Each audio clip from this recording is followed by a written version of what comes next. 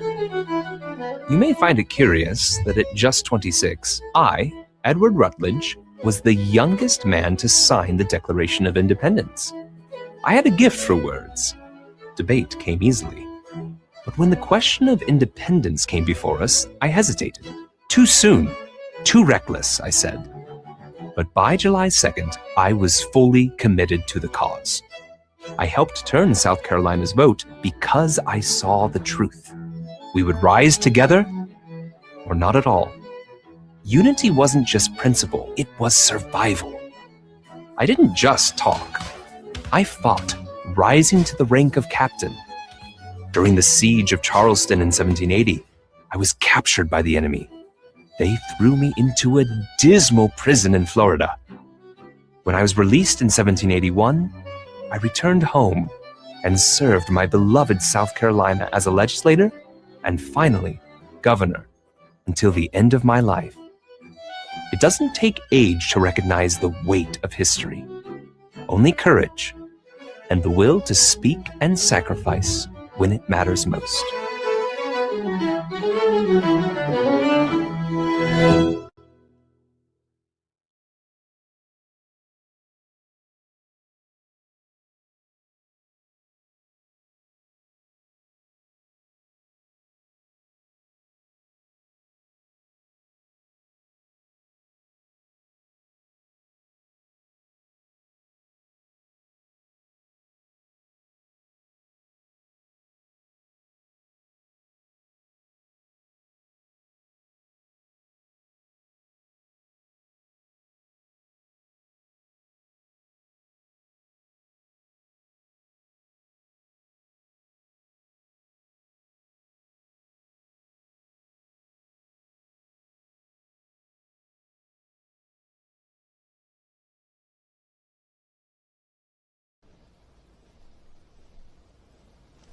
This is the world that you know. The world as it was at the end of the 20th century.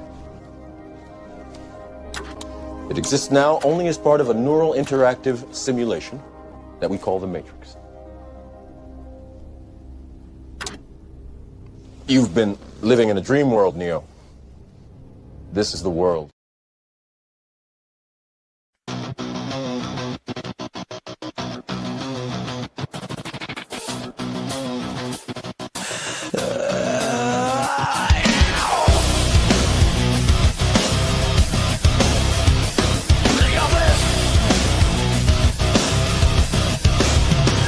Cameras on, we're going live tonight. American pride and patriot fight. The white rabbit has taken flight. Knock, knock, sleepy Neo, this is for real. We're swallowing red pills left and right. Come and overdose with us Tuesday night. They say we're crazy, say we've gone too far, but we're just truth seekers under the dome. Don't be mad at us, Google Chrome. They laugh, they mock, they think we're insane. Please just use your effing brain. This is the UPC where real Americans are standing up, taking control of the matrix we keep dying for. You don't like it, you can leave. If you wanna complain, call the damn 6 screens, cause we're already detached from deep state machines. They say we're crazy, they say I've gone too far, ready to drown us with feathers and tar. If you're still in our country, we haven't gone far enough. They love to hate us, thinking we've gone insane, but we could care less, they don't know our pain.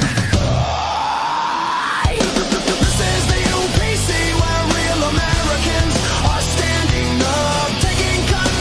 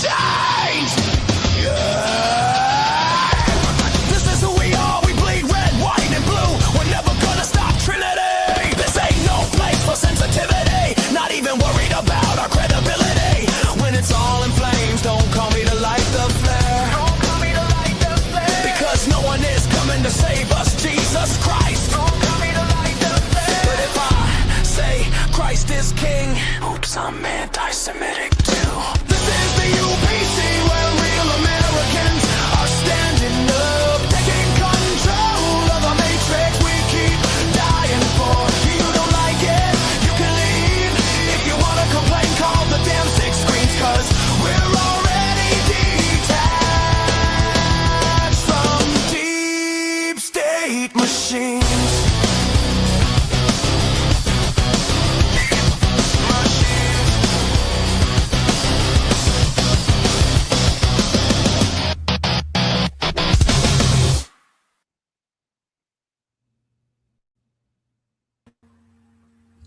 What's up, everybody? We got Jimmy Bell and Bo Booth in the house. Booth. It's nice. It's good. I like it. I'm so happy you're here, Bo, because I had a migraine all day today, so I am in the dark. So I'm gonna keep my candle for tonight. And thank God you are here because you guys can do all the talking.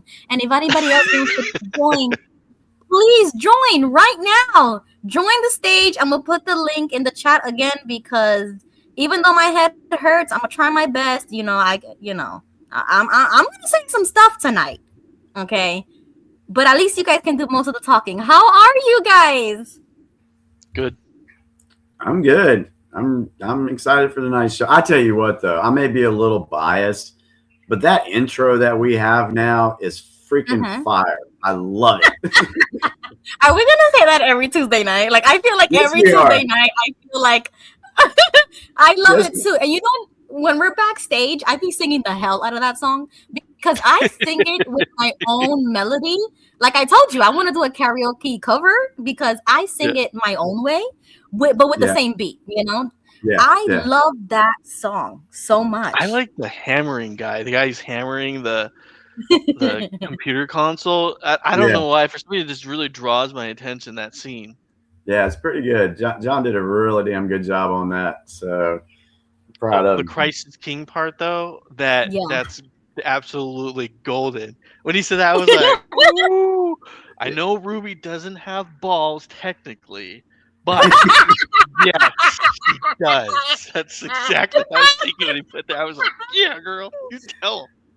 Oh my God. And I love the way that it whispers it because that's exactly how I feel. It's like we are so conditioned to whisper things that are controversial or like, ooh, we're not supposed to say this. So I loved how even in the song, it captured my deepest feeling about that, because we're going to talk about that in just a minute.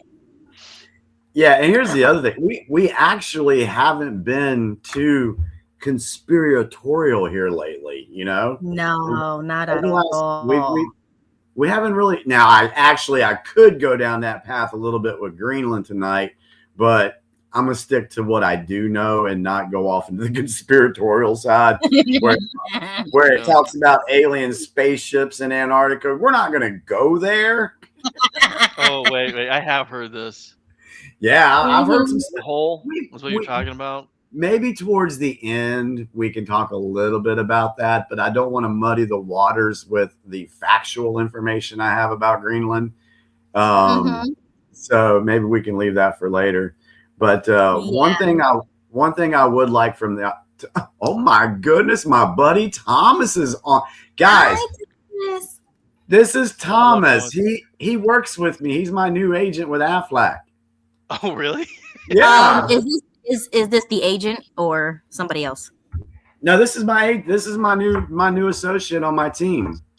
Thomas. Oh, okay. Hi, Thomas. Welcome to the UPC. Hey, what's up? Yeah. What's up, buddy? Can you hear me? Yeah. Is that okay? Cool.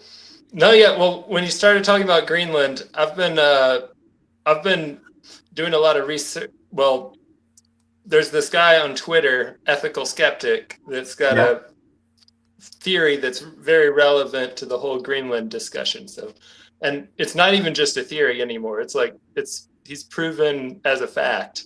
So, awesome. He's basically, I'll just say it real quick. He's basically proven that 6,000 years ago, the Earth had a different North Pole than it currently has. And so that's where Greenland comes in, because if we had a different North Pole 6,000 years ago, then there's a possibility it might shift. We might have a different one again in the future. So Greenland would be extremely valuable in that case. So. Yeah, I've heard that too. And well, he's proved it mathematically. Like it's not even like 6,000 years ago, the Earth definitely had a different North Pole, which is, it sounds crazy. It sounds like I'm crazy, but I would have called that a crazy theory if anyone else if proposed it. But this guy has done the best scientific research on COVID and how the jabs can cause certain problems. Yeah. We know all too well about that. I got a strike already because we spoke about that. So we know. We're still striking people for that.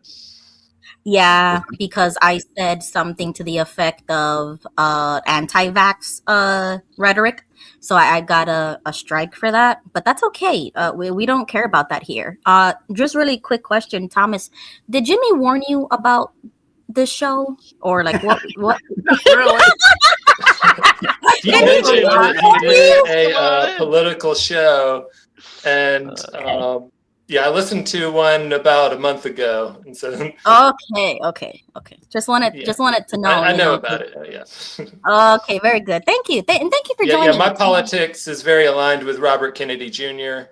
And like I was actually the coordinator for his when he was an independent, running as an independent. Wow. Wow, look at you. Oh my God, I need to step up my game. Thank you so much. That's inspirational because I get blackpilled a lot and I feel like giving up a lot. So I like to hear that. Thank you for sharing. Absolutely. Well, I appreciate you being here, Thomas. And I think what we're going to do tonight, I talked with Ruby before the show started. She's got about a few minutes of something she wants to say about last week's episode and what was said on one of her comments. She's going to talk about that. Then she's going to go into the whole Don Lemon thing. Then we're probably going to switch it over to Bo, and Bo can discuss the points that he wanted to discuss. And then after he's done with all that, then we're going to get into the Greenland stuff and see where we go from there. I mean, I do have the news blast for this week, so that might be something we do it towards the end. We do want to try to finish up at about 11. Because I gotta get up and work. I gotta make sure Thomas is out working tomorrow too. So anyway. Oh my God, that's great. Okay, so you know what? Really quickly, hello to everybody in the chat. Join the stage now if you want to get a word in. If you want to share your thoughts, whatever it is, join now. Okay, so really quickly, on our last episode, we talked about the shooting in Minneapolis with Renee Good, who was obstructing justice. And I will speak for myself. I did say a lot of insensitive but truthful things. I'm never going to apologize for the things that I say when it comes to my opinions on politics or when something bad happens. So this comment really quickly from Bonnie on our last video. She says, the fact that you two think it's a laughing matter, the killing of Renee Good, shows to me what kind of people you are, and it's not good. And then the next comment says, I could only stand to watch this video for 34 minutes and had to shut it off and give you both a thumbs down. You went from one cult, I am also an AKW, to another one, and neither of you have a working conscience. To say I can't stand Sorry. Yeah, I was waiting for you, Jimmy, because when I read that, that's exactly how I reacted as well. And you know, that phrase, leaving one cult for another, is not new to me. And it used to hurt my feelings, but not anymore, because I will never, ever align my thoughts or opinions or anything like that with a party, with a person, with another person. Everything that I have ever said and done on this show comes from me, myself, and I take full responsibility for my opinions, and I will never apologize for them. Exactly. Hey, Ruby, real quick. There was a little bit of muffling noise, and some of the folks in the chat couldn't hear what you said on that comment. So let's do this. There was 2 sentences in that comment, right? Yes. Can you hear me better now? Yeah. I can hear you. It's just when you were reading, it wasn't coming through. Okay. So let's take the first sentence and let's respond to it.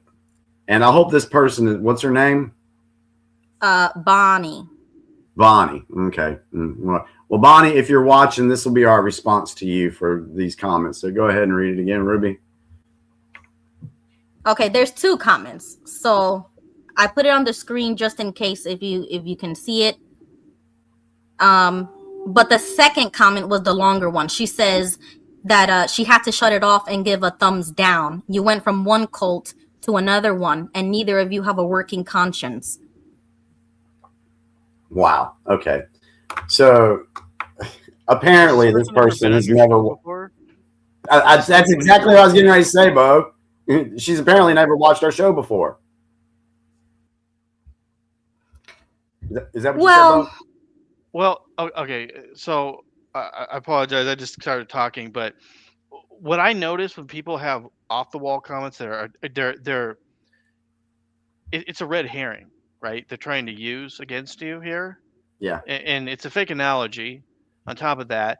So if you look at this account, I would bet money that if you click on it, you're going to see something like that's a new account that showed up 4 years ago, and it has no videos, nothing behind it. And so there might be, this is one thing I noticed. A lot of bots use numbers after their names too. Mm-hmm. I noticed this on my old channel that was shut down. And so I kind of think that this might be AI. Just because the way it looks, the way it sounds, it's kind of like repetitive. Like, and when you start hearing the same thing, like it's the same attack over and over again, my opinion is I would respond to it, ask a question about the subject, and then another question that is not related to the subject matter whatsoever. Like, what's your favorite Federation starship? Mine's the Marauder, or something like that. And then you can see how it responds, because sometimes like simple AI won't know how to respond to something that's out of the designed like core of like the programming. And that's one thing that I noticed, and I tell people. So I'm just throwing that out there. I don't even know if that's a real person. That's true. Ruby, can you actually click on it? Click on the profile and see? Okay. And we did have a Bonnie here a long time ago. So if it is a real person, then I do think I remember this Bonnie. Yeah. See if you can click. Okay. So what does it say? Joined how many years ago? 8 years ago. 8 That's years pretty ago. old. Yeah, that's a pretty old account. Okay. All right. Usually anything in the 4 and 5 is really, really suspicious. Anything under 4 and 5 is like, if I look at comments and they're really, really new, I assume they're a bot, honestly. Yeah. Well, I tell you what, I'll respond to that whole, you left one cult to go to another. Do you know I've been hearing that crap for 6 years now, ever since March 2020? Every left-wing liberal XJW that doesn't like what we talk about, that is exactly what they say every damn time. Yeah. It's a woke bot. Yeah. And so what I got to say to that is cults are supposed to be small, right? A small group of people. Well, depending on if it's watchtower, then you got like 8 or 9 million people in a cult. But to call what we do and who we stand for, over 77 million people are in a cult. Come on, go look up the definition. Go look what it means. Nobody's telling me what to say. Nobody's telling me how to believe or how I need to act. Think about that. You guys were the ones that were telling people, oh, you need to go get your shot. Oh, you need to cover your face. Oh, you need to sit in your home. You tell me who's in an effing cult when you do that. I'm sorry. But it pisses me off when they use that excuse, because it's a lame argument. Right. But like Bo mentioned earlier, if you haven't seen us before, I mean, if you have, you would know that I don't even subscribe to that anymore. I don't do parties no more. I don't do, blue and red. Yeah. We talk about this all the time. So when I say things, please trust that it is coming from me, even as wild as it may be, or crazy or insensitive. I mean, I did say that last week. I said, this may come across this way. I always say this every Tuesday, but it is my opinion. And I will not apologize for not feeling a certain type of way that the news wants me to feel about Renee Good, and actually saying that out loud. So I will never apologize for that. One other comment I want to make on that too is for those that want to use that argument or excuse or whatever the hell you want to call it, remember, weren't you guys the ones that were supporting the people that were telling Americans that they need to snitch on their family members if they have more than 5 to 8 people at their house for the holidays? Weren't you the ones that were supporting the media when they were saying, oh, well, you need to not talk to them. You need to shun them. That what we showed that, and it's true. It's 100% true. The media told that you need to shun those who don't get the vax. Don't do that. So you're supporting them. Get out of here. Yeah. With that shit. Yeah. Yeah. Sorry. It's the. Yeah. This is why. So I just wanted to. Sorry, Ruby. That pisses me off. Exactly. Yeah. So I just wanted to bring that up because I know that from the very beginning, we never started this show with a following or a fan or we don't go by that. We don't go by likes. We don't go by comments. We don't go by people's feelings. I don't care how you feel. You could give me a thumbs down all you want. I don't care. But when I come up here and I say stuff that is the truth, and I say, yeah, I don't really care. I mean, she deserved everything she got. Then that's how it is. All right. I don't say one more thing when you're done, Ruby? Yeah, go ahead. When they're calling you, you left one cult for another cult. So obviously there's a logical fallacy. And the number one thing I want to point out is what's the number one thing a cult does? It doesn't allow opinions. You have a show about opinions. So them telling you you're a cultist is the exact opposite of what you're doing.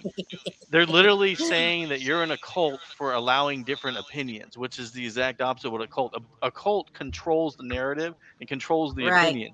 You have an audience that you allow to come onto your show freely to give different opinions. It is like either that person, and this is going to be offensive, is slow and doesn't understand what they're saying, or they're intentionally trying to mislead the audience by giving them false definitions, and we all know who does that.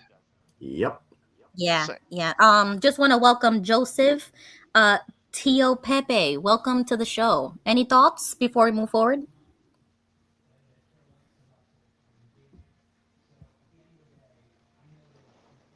Joseph, the floor is yours. Oh, okay. Good evening, everybody. And are you going to start about the Greenland or not yet?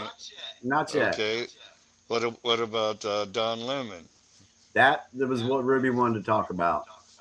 Okay. Yep. We're gonna dive into that one. How do you feel? That Don Lemon and that group that he was with, they crossed the line because, according to the Constitution and religious freedom, you cannot invade or protest inside a place of worship. Regardless of what it is, you're not supposed to be able to do that. And I believe they crossed the line when they did that. And that's why the DOJ is coming down on them. But then there's another aspect to this, is that the Attorney General of Minnesota should have jumped on it right away and prosecuted them against that. And the leader of that pack was a lawyer. She should have known better than to do that. So I think they do know better. The DOJ and their division under civil rights has a good case. Before we touch more on this Don Lemon thing, I want to make a statement that I heard on one of the shows I keep up with. Was all these things that we're seeing with the shooting of Renee Good, and there's like mad feedback coming from somebody. The shooting, the protest, all this stuff. This is all just a distraction from what they don't want you to be seeing right now. They do not want the American public seeing all the fraud that's in Minnesota, which that's just the tip of the iceberg, because it's going to come out about California. It's going to come out about Illinois, Ohio, and several other places. And it's not just going to be money with the daycares and the SNAP program. You're going to see more fraud be exposed. So all this stuff you're seeing is just the deep state creating chaos to keep the normies entertained and not paying attention to what's really going on. That's what it is. Now, because they're being stupid, like we've said before, why interfere with the enemy when they're in the process of destroying themselves?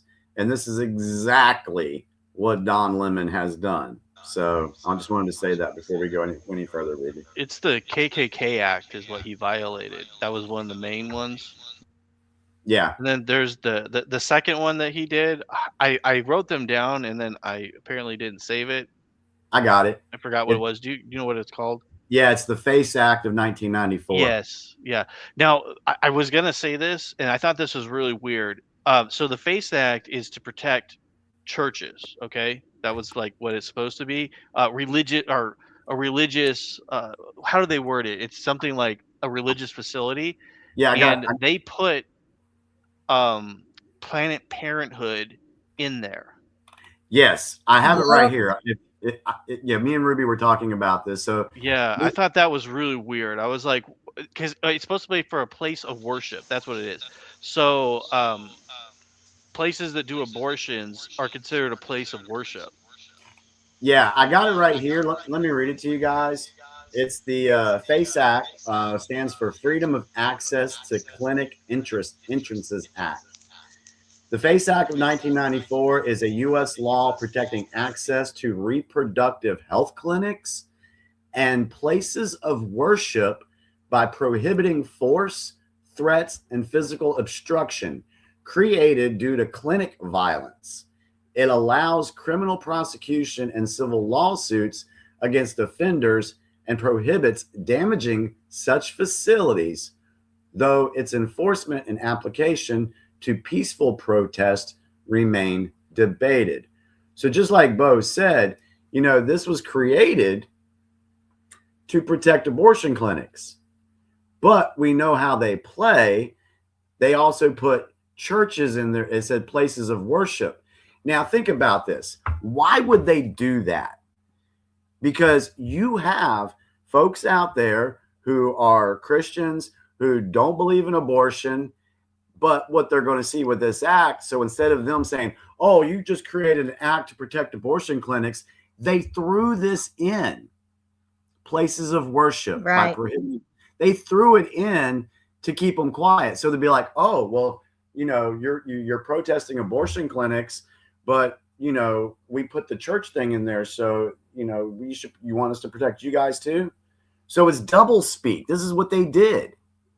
So what happened was there are individuals who are still in jail now because they violated the FACE Act because they went and torched or destroyed or whatever these abortion clinics. So Don Lemon goes into a place of worship and it says protecting places of worship by prohibiting force, threats, and physical obstruction. Isn't that what he did? So He needs to be held in violation of the FACE Act. Yeah, what he did was ridiculous. And the fact that he's so stupid, right? I mean, what do you expect? I mean, he's just the mouthpiece for the left, but he recorded himself before he went in there announcing what he was going to do. And then he went on TV, went on multiple shows saying that he didn't do that. I'm like, what is wrong with this dude? Like, he thinks he's untouchable is what I think it is. But I don't think I know that they get away with a lot, but I think that this is the thing that crossed the line. And the fact the president is saying that they're going to get involved, I think it's going to be one of the few times that I can see a leftist get in trouble. Oh yeah, he's completely messed up. There's something else I'm going to say on that too. Crap. I have this clip to play if you're ready, or when you're ready. Yeah, go ahead and play the clip. I'm ready. Yeah, play the clip.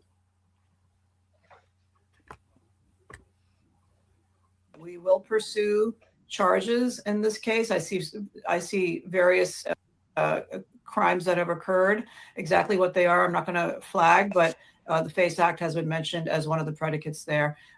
In other cases, the Biden DOJ used the Klan Act conspiracy charges tacked on to the FACE Act in the case of protests outside abortion clinics to bring much longer sentences. So there are a number of tools available to us. Who funded this? What else? What other crimes may have occurred? Was there a use of the wires or the mails in preparing for this event? Did anyone cross state lines to do this? All of those are potential predicates for additional federal Antifa. I mean, just because this is the first time that I've heard this mentioned. This is a act that was passed in 1871, correction there, to combat the Ku Klux Klan and protect African Americans' voting rights, especially the Enforcement Act, which is known as the Force Act. So here's some of the information on screen. Would you mind breaking down for us, because we have just read the FACE Act and how this is an affinity to the FACE Act, an obvious and egregious demonstrable violation of the FACE Act, because they were entering a place of worship, harassing and threatening. We just played a video of a bearded man, who was threatening to attack the Christians that were worshiping there. So it seems like an obvious FACE Act violation. But the Klan Act here, it is on screen. First time I've heard it mentioned. Can you unpack this for us, Harmeet? Yeah, the Klan Act is one of the most important federal civil rights statutes, and it goes back to the time when President Lincoln emancipated the slaves, and yet the southern states, Dixiecrats mainly, were refusing to give them equal rights. And in fact, that you had sheriffs and you had law enforcement harassing the newly freed slaves. So the Klan Act is a law that makes it illegal to terrorize citizens, to violate their civil rights, to get together and conspire to violate the civil rights. It is often used against law enforcement, but is now used against others as well. So whenever anyone conspires to violate the protected civil rights of American citizens, the Klan Act can be used to bring a conspiracy charge. We, in the federal law enforcement parlance, call this 241 and 242 civil. So what the Biden administration did is, if 3 grandmas got together to pray outside an abortion clinic for the souls of the people inside, and including the unborn children, they would say, oh, that's not just a violation of the Klan Act, that's a conspiracy to violate the civil rights of women going in there to get abortions. And so we're going to add additional charges and punish that more and make it from a misdemeanor under the FACE Act to a felony under the Klan Act. And President Trump pardoned the pro-life protesters in those cases. I have recently defended successfully in the 11th Circuit a case called Oropesa, a case of Jane's Revenge, the pro-abortion protesters violently attacking crisis pregnancy centers in Florida. And we had the court uphold the Klan Act criminal enhancement to the FACE Act. So I know this is very deep in the weeds, but the point is, there are a number of things. The FACE Act is just the start. Like I said, you have material support for disruptive activities. You have conspiracy to violate civil rights. You have potentially the use of other instrumentalities to commit crimes. And so some of these folks who did this have self-identified. Don Lemon himself has come out and said he knew exactly what was going to happen inside that facility. He went into the facility, and then he began, quote unquote, committing journalism. And as if that's sort of a shield from being an embedded part of a criminal conspiracy. It isn't. And so, we're getting our ducks in a row. We're putting the facts together. And this is a very serious matter. Come next Sunday, nobody should think in the United States that they're going to be able to get away with this. Everyone in the protest community needs to know that the fullest force of the federal government is going to come down and prevent this from happening and put people away for a long, long time. As it should be. That smells like Antifa. They're going to go after Antifa. They've been working this for a while, because Antifa is basically the modern Ku Klux Klan. Yep. They are organized. Exactly. They run military drills. They've been caught doing this. Every political environment that the Democrats are obsessed in or into, that violence is taking place, Antifa is there every single time. Like every single killer that has shot a church or been involved in any kind of murder recently have all been associated with Antifa. Like, there's no way this is a coincidence. No, it's absolutely not a coincidence. And for the folks out there, and you're going to hear the spin on the news to where they're going to say, "Oh, well, they were just exercising their freedom of speech and freedom to assemble." That's what they're going to say. Well, let's educate those folks that are going to listen to that and parrot it, and let them know, hey, you have a freedom of speech to speak out against the government. You have a freedom to protest against the government. You do not have freedom of speech and freedom to protest. You cannot use that as an excuse to violate other citizens' civil rights. And that's what these people did. That's why they're in violation of the FACE Act and the Klan Act of 1871. Yeah. Right. This is why I've always told people, and then it's around this subject, is you should not go do a certain Kingdom Hall crashing. I've told people shouldn't do that.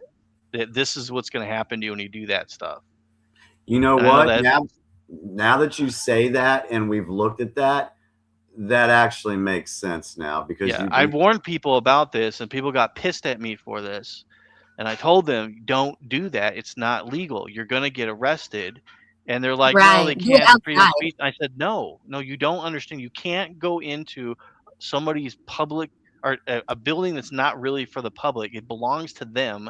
It's like going into somebody's home and then telling them whatever you feel like you want to say. You don't have the right to do that. You know what? Correct. If I would have known about those two acts back then when I was full on being an XJW activist, I would have mentioned that. That actually would have been attacked relentlessly for it too. Well, hey, I was attacked by the left in that group anyway, so that's nothing new to me. Well, it's because they're the same. Yeah, it's so funny that they're exactly the same. Yeah, exactly. I mean, there's so many of them. Did y'all see the clip of the protesters criticizing their liberal mayor for because he wouldn't say defund the police? No, I didn't see that. Yeah, it's wild. Yeah, it's on Matt Taibbi's channel, I think, Racket News. But yeah, it's pretty wild too. It is interesting. I'm sorry. Go ahead, Jimmy. Go ahead, Bo. I was going to say, it's really interesting that these 80 hominid fallacies are being used constantly to the point where they've just become normal and we don't even pay attention to them, like calling us Nazis or whatever else they want to do anymore. They've taken like these words that used to offend people, like people call you a bigot or whatever. They have no meaning anymore because they've overworked them so much that the culture doesn't even care. It means nothing. Like calling someone like anti-Semitic has no value at all anymore. No. And I always wonder, like, okay, were they desperate to do this, or were they doing that to desensitize us for a reason? Yeah, I think it's just chaos. Do we want to get Joseph's comment on this particular subject, what we're talking about? He did unmute his mic. Go ahead, Joseph.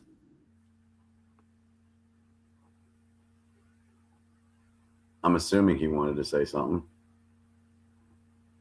Okay, so we'll come back to Joseph. Thomas, did you have any comments on what we've been discussing so far?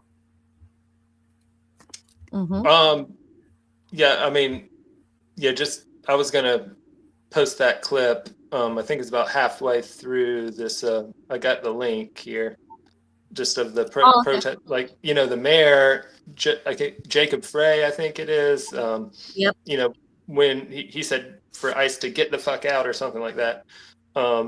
So he's a very liberal guy, and the protesters were saying, like, it's literally he's getting shouted down in public, like, if he doesn't say defund the police, then he needs to go and all that. Like it's pretty wild. Yeah, they've gone way left with this stuff, and it's funny when they start eating their own, because that's what you see when they get desperate.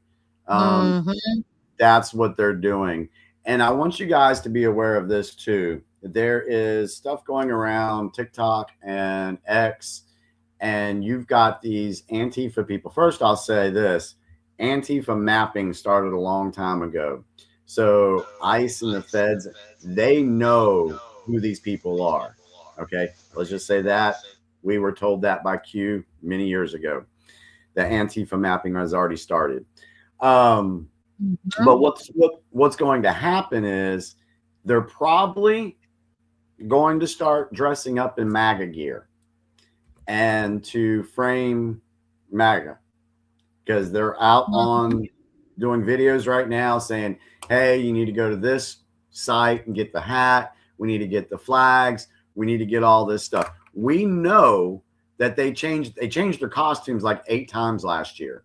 They went from Palestinian to Syrian, then BLM, Ukraine. That's what they do. They change their costumes. But what they haven't had in their possession, at least since January 6th of 2021 or 20, was that 21? 2020. They don't have a lot of MAGA gear. So they're looking to get MAGA gear. And don't be surprised if you see that happen. Oh, sorry, Bo. Go ahead. No, I'll go with you, Ruby. I'm curious what you got to say about this, because I know you had something good for that. Yes, of course. I'm always gonna bring kind of the you know what, season 3 for me is, my theme for season 3 is extremism. I'm done with being moderate. I'm done with being careful or cautious. I am an extremist, and I'm not afraid to say that. I mean, if somebody stormed into my church, and I mean, that's the whole point of being armed, you start shooting. You do not need to talk to these people. I mean, they've obviously demonstrated that they are unwilling to talk when they murdered Charlie Kirk. Okay, so we're not talking anymore.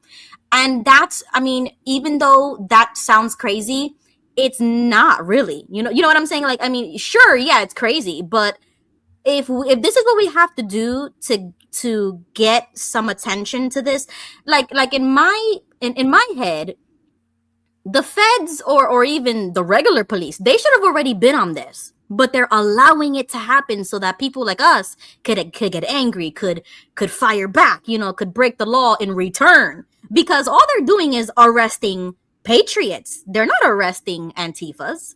They arrest them, but then they let them go. They have these funds to let them go. And what did they do to every other patriot who has held their own, hold the line, or all those different phrases? They got locked up in seconds and they got charged. I mean, there's even still people from J6 that are in prison. Like that's still a conversation. Why? They should have been released a very long time ago. But then we see people like Don Lemon storming a church and he walks free. He should have been arrested as soon as that video was uploaded. Like as soon as they left that church, he should have been arrested. Well, it's kind of like the situation with Bill and Hillary. A lot that people missed was Bill and Hillary were supposed to come and testify in front of Congress during all this happened. And they had a subpoena to show up, and they did not show up. So let's but they're above the law, Jimmy. I was going to say, let's look back in history and see what we saw. Steve Bannon, he did not do his subpoena, and he didn't go. Guess what they did? They arrested him and threw him in jail. Right. Peter Navarro, same thing, didn't go, and he got put in jail. So that needs to happen to Bill and Hillary as well. And I think you're going to see this stuff come. I mean, and if you don't see it, then you can absolutely see the corrupt system in place. Your regular normie should be able to see, oh, wow, they put Steve Bannon and Peter Navarro in jail, but they didn't do nothing to Bill and Hillary. They should be able to see the hypocrisy there. And there could be a move being used for this. What's that? I said there could be a move that they're doing this intentionally. I think Trump is doing this intentionally. Oh, yeah. See, that's... Well, I'm going to intentionally start shooting first nowadays. You know what I mean? Like, we need to intentionally get in. No, she's joking, everyone. She's joking, Listen, y'all. Yeah. So if people like Ruby. somebody broke into your house, you're gonna talk to them? Oh, that's a different story. You break into Well, my that's house. it's the No, same no, logic. no, of They course not. stormed into your church. You feared for your life. I mean, that's the whole point why all of us should be armed. The moment you leave or come back, you should always be armed. And that's my goal. I want to learn how to shoot. I want to learn how to be a responsible gun owner. And I need to start carrying because there's crazy people out here who think that they are above the law. Yes, thank you. I got mine. Exactly. Well, that's too big. I mean, I need I would like a a little one in my purse or something because I got one of those too. Good, but this is when it starts becoming dangerous, and everybody keeps talking about it until something bad happens, right? So I think it's like we need to be offensive. You know what I'm saying? We need to take the offense and stop sitting around like ducks. You know what I'm saying? They were all going to church just sitting there, not doing anything. I would have gotten up and I would have told I'm sorry. You know what? I'm sorry. I'm sorry. I'm gonna have to pray tonight because I would throw hands. You know what I'm saying? Like I am done talking. Well, you got the other situation where you had one of the protesters out with a gun saying he was protecting his block. Okay. So somebody will say, oh, well, he's just exercising his Second Amendment. Okay. All right. That's fine. But what did you do to the McCloskeys when they were out defending their homes from rioters during the BLM riots? Exactly. Left, charged them, took them to court, did all this stuff, charged them. But they're just going to let this guy, sit on his block with his gun. Now, here's the other thing. Isn't this the same group of people that have been trying to strip away our gun rights? But yet now they're telling their people that, oh, we need to get our guns and show force now. So that means, think about this, folks. Think bigger picture here. If they would have successfully stripped the American citizens of our guns, who would have been the only ones having them? Yep. The left, the terrorists. They would have been the only ones having them. They're showing you what their plan is and what they want to do right in your face, and a lot of people are missing it. That's why we do what we do. Yeah. So that, so right now the number of people they've deported, right, from there is 622,000. Okay, the ICE is officially taken away. Now, a few days ago it was 66% or 63, but now the number has turned to 70. That 70% of those arrests were rapists, killers, or violent criminals. And I'm like, so that's 435,400 rapists and murderers were in our country because of Biden. Now, I personally think that what is going to happen here is this is all a show. We're showing everyone how crazy it is. And I think that the next election is going to be paper to limit the fraud. And that's where all this stuff about Venezuela is coming from. Everything is being interconnected because they want to show you that these protesters, I don't think they're real people in the communities. There's been many channels that document these people, and they have shown the same protesters all throughout the country over and over and over again. And they know for a fact that most of them are paid actors. Yep. And there's been a few that made mistakes and actually admitted on camera, didn't realize they're being filmed, that they admitted that they're being paid to do it. Yep. And that's why they came out of nowhere. And all of a sudden there's it looks like, oh, the community, da-da-da. Well, no one there is from the community. Everyone who gets arrested is outside and from another state, and no one knows why they were there. How many times can you see this over and over and over and over and over again before people start waking up? They're not real. They are Antifa and associated groups with Antifa They are all being paid to do this, and I think this is why things are happening the way they are, and this is why we've done things in Venezuela. This is why we're working on shutting down the drug trade and everything else. Is because they're starving their asses out with the money. This is why we're seeing them going after the daycares now. And now, what's the new thing after the daycares? Now, the new thing is retirement homes, where people go to die. Or not? They're not retirement homes. Oh, so what is it called? Assisted living. Assisted living. Yeah. Yeah, what is it, Maria? Yeah, well, the nursing homes, assisted living, they're finding the exact same thing taking place with liberals again. Yep. So they're going step by step, and they're removing their money system, and they're slowly cracking down. Now, people get mad because you want it to happen now. We want justice now, which I totally agree with Ruby 100%. But unfortunately, it's not going to happen. Well, and the reason why it's not going to happen right now is you tell me, if you arrest some of these people, especially the high name people, if you arrest them now, tell me what court you're going to bring them in front of that's going to be fair and follow the Constitution. None. And that's why you have to, and that's being shown to the American people.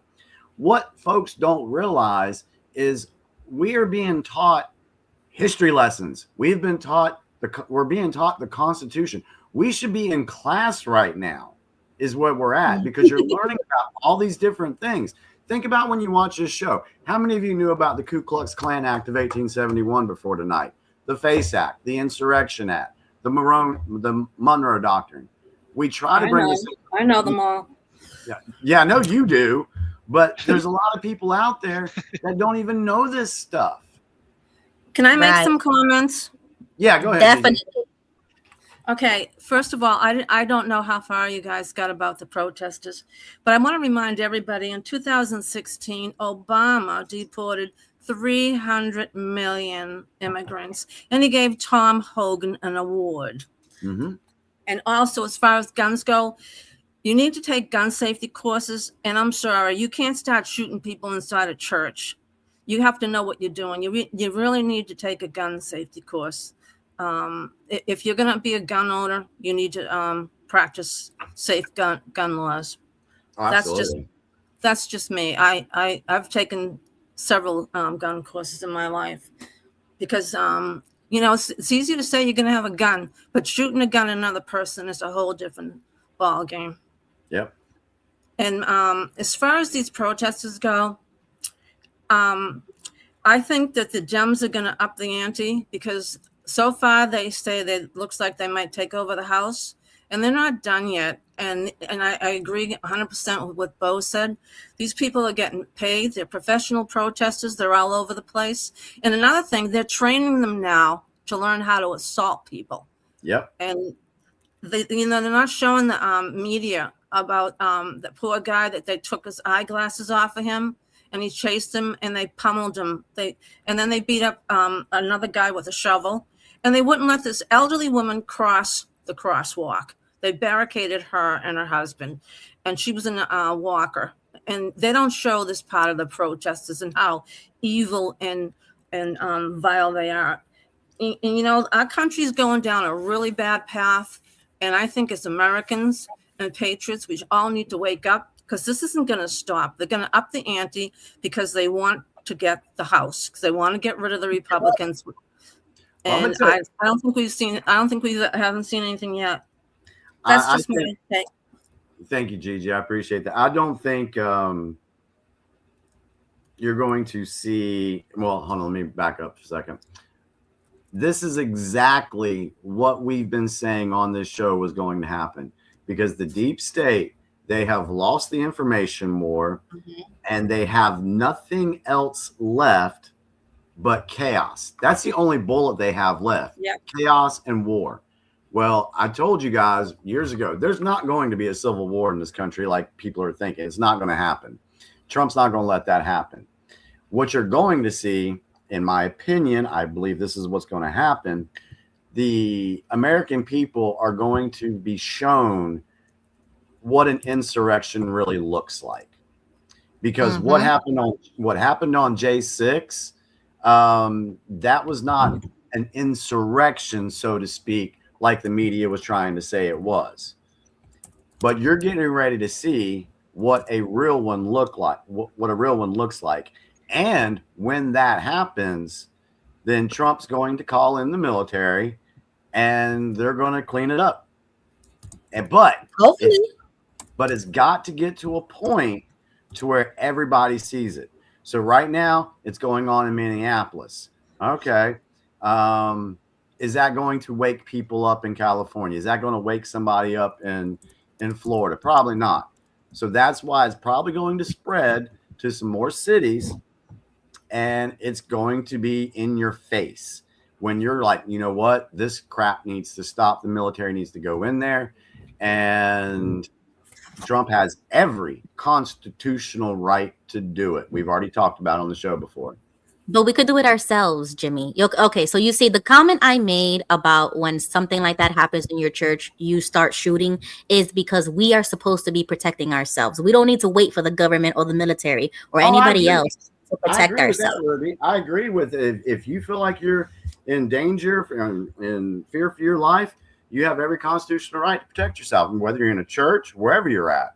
Exactly, and I think that's the responsibility of an American, is to understand that privilege and that responsibility, because when that does happen, you don't need to look up the laws in your state. We have a constitution, so it doesn't matter if your state is a no carry or concealed carry or whatever. It doesn't matter. The Constitution, that's all you need. And that's why I believe in those God-given rights, because even if I didn't have a constitution, I don't need a constitution to tell me that. That's a God-given right to protect ourselves. And when you start seeing a mob coming into your church, your house, your supermarket, a place of business, anything, you have that right to protect yourself. And that's, as a society, we shouldn't be sitting down doing nothing, being quiet. We need to start standing up and fighting back.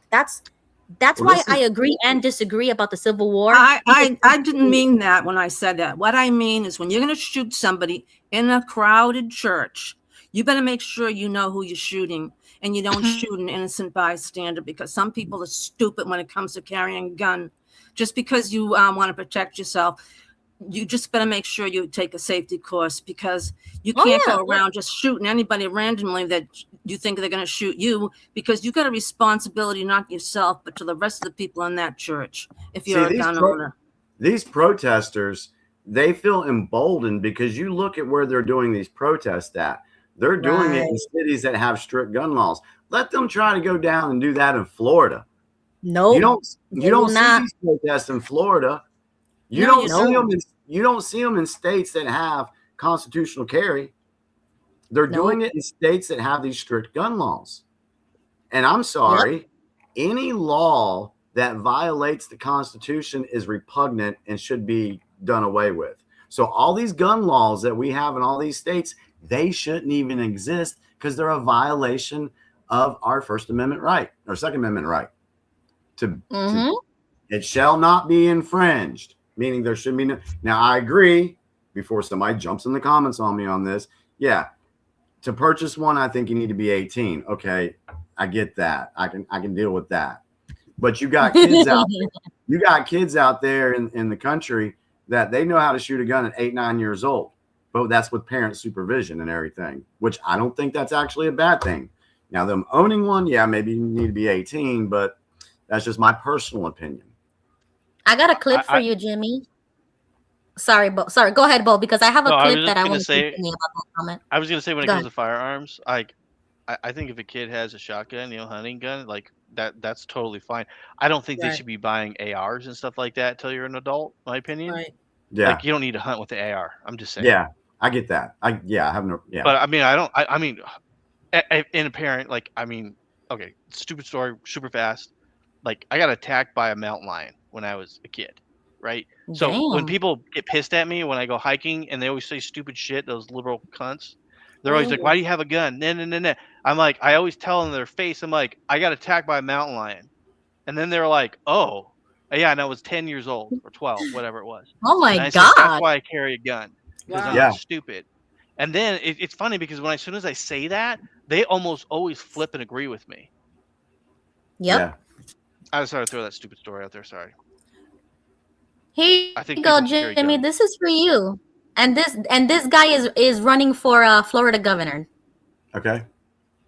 If you are old enough to die for our country, you are old enough to buy an AR-15 223 with a bump stock the day you want it. No waiting periods, no red flag laws.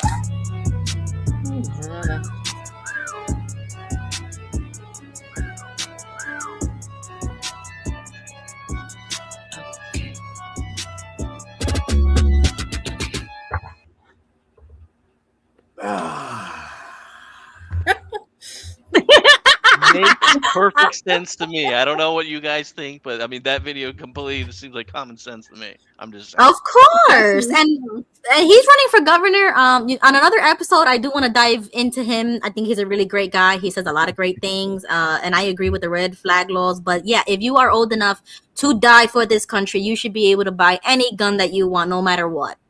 And I'm sorry, if you're old enough to die for the country, you should be old enough to buy a beer too. Yep. Of course, and smoke and do drugs and listen, do whatever you want. If you are old enough and willing to sign up and die for this country, go right ahead. I got no problem. Yep. Well, in reason, because I am Christian, so I wouldn't support degeneracy, but you know what I mean. Okay, so we got the Don Lemon stuff. Okay. Last comment about the Don Lemon is sorry, I get excited sometimes. No, what? Not you.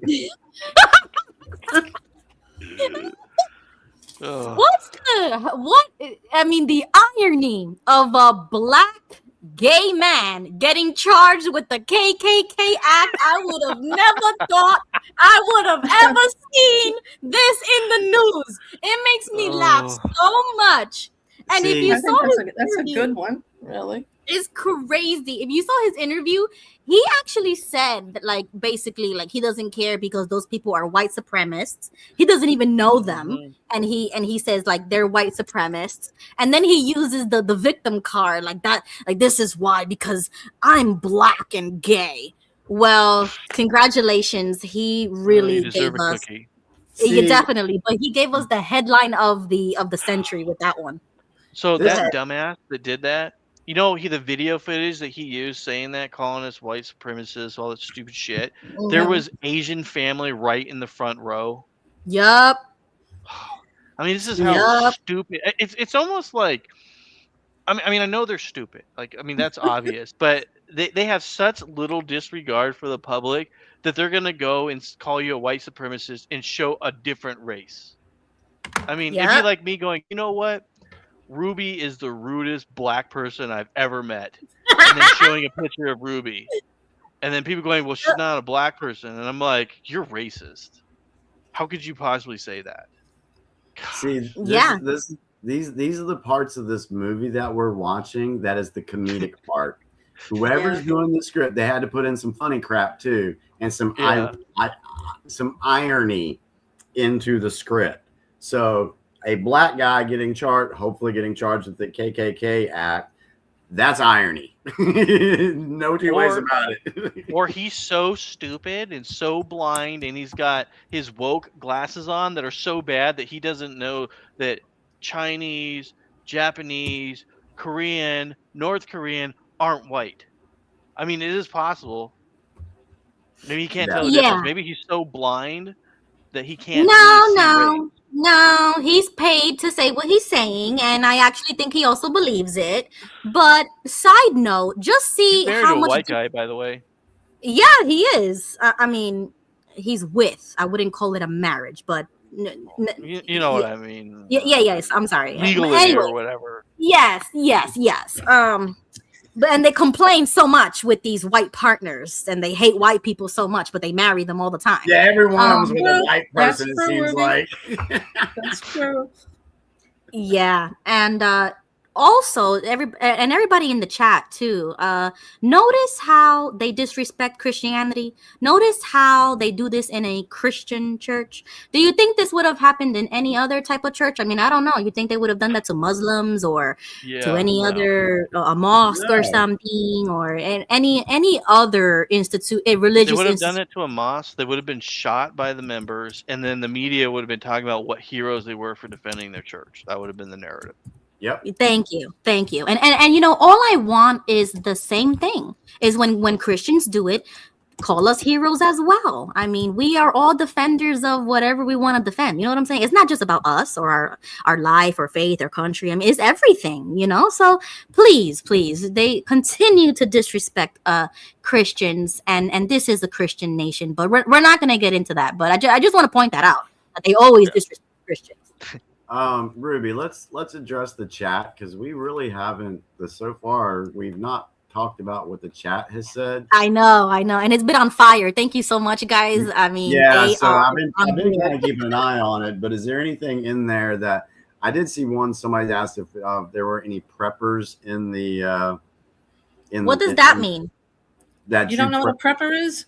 A prepper is somebody who stores food, gets water, has batteries, has just tons of stuff in case crap. Oh, yes.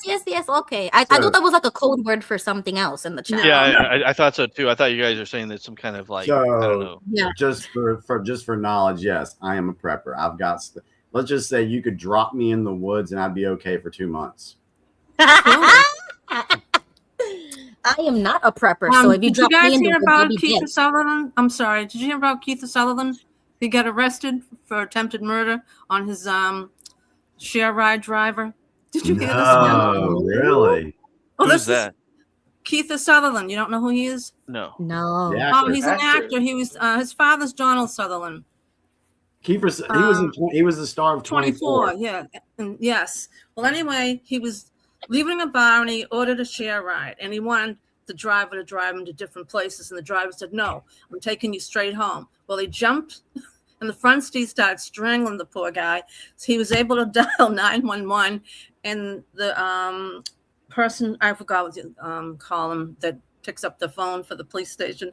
Well, they heard him saying, "I'm going to kill you, I'm going to kill you," and the poor guy screaming. So I didn't hear that. Attempted murder. There was another Hollywood person that had some trouble this week too. I think it's Timothy Busfield. That's disgusting. Yeah, Timothy Busfield. If y'all don't know, look him up. He was in the show 30 something back in the 90s. He was. Mm-hmm. Married to Melissa Gilbert, or AKA Laura Ingalls Wilder, from Little House on the Prairie. And this gentleman he's a pedo. He's a pedo. Uh-oh. So you might know in Hollywood. Wow, that's shocking. Yeah, no, right? Shocker. You know who's protecting him? Warner Brothers. They knew about it, and his own therapist knew. And his therapist is feeling guilty because he didn't turn him in. I hope he goes to jail. I hope his wife yesterday said she's not going to divorce him, and she stands by her husband. So go figure. What? Yeah. Yeah. I've heard that before. Well, she's probably one too, though. I mean, let's just be honest. Like, I know, like, most of the time we want to say it's males, but my experience from talking to victims for who knows how long now is that there are almost as many females involved as males. That's correct. And that's the part that the media doesn't really talk about. This is the part you don't see until you actually talk to people. Usually the females are the handlers. Yep. That's correct. Well, I just learned that Ghislaine Maxwell's father owned the history book publishers, Maxwell Macmillan, that published all the middle school history books in American public schools. He owned that company. Wow. Yep. That's unbelievable. Okay, did you hear this one about the new Barbies though? They have an autistic Barbie, a blind Barbie. Yep. Is this a joke or is this serious? Huh? Serious. Are these real Barbie, the company Barbie? It.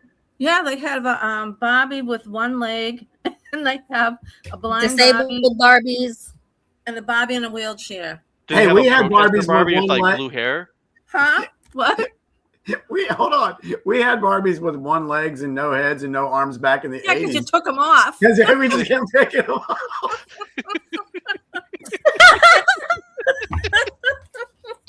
That's true.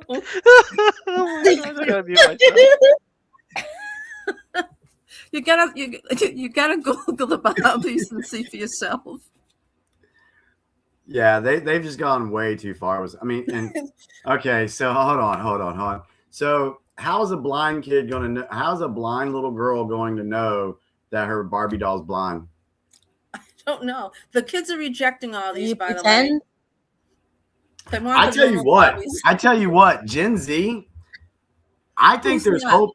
I think there's hope for Gen Z because the Gen Z is like my granddaughter's age, and there's a lot of stuff that's happening in this world my granddaughter thinks is just stupid. Like this whole thing right here with the Barbies, she would think that's stupid, and she's 13 years old. Is that the autistic one you're showing? Because it is. Yeah, this is the Barbie that's supposedly. Well, because she has the thing over her ears, so that's like a sensory thing. Hold on. Born AJW in the comments said all Barbies are blind. You're right.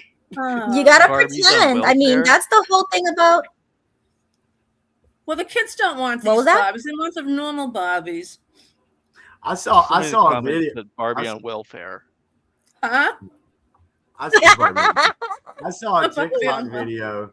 I saw a TikTok video where there was this black mother who told her kids that it was time to clean out their closet or get rid of some of their toys. And she said, whatever you don't want, go ahead and throw it out in the hallway and I'll throw it away. Well, she went down the hallway. This is hilarious. The boy, he had just random stuff. The little black girl had all the black dolls that she had them all out there. That's just I don't know what this little black girl threw all her black baby dolls away. That's kind of sad.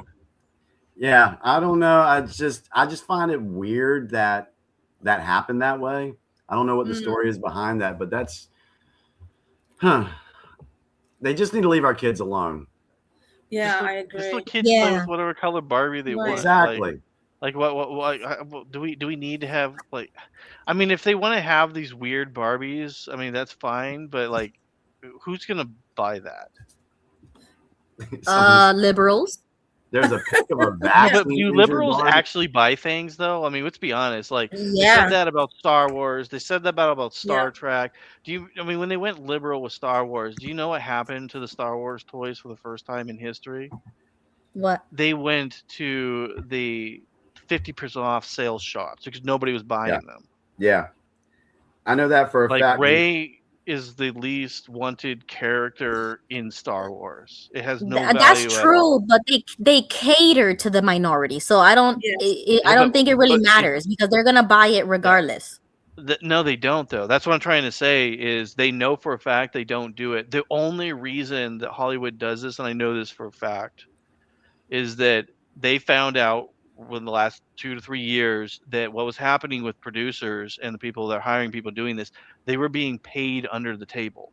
And that's why people in Disney were doing this stuff. And this is why the shareholders tried to take Disney away. Yep. Right. And so because they were making no money off this stuff and the shareholders were getting pissed. But they found out they were getting paid, I mean, not little money. So so we see a movie and it flops, right? And we're like, oh my gosh, this is going to change Disney. And then they do it again and again and again. It's because the people making the movies, the people, the directors, and the people hiring were making so much money underneath the table. And then we only seen it start to stop. Guess when? Anyone take a guess? COVID. Doge. Oh, there's that. Yeah. Doge. Oh. Yeah. That's where they found it out. Yeah. Okay.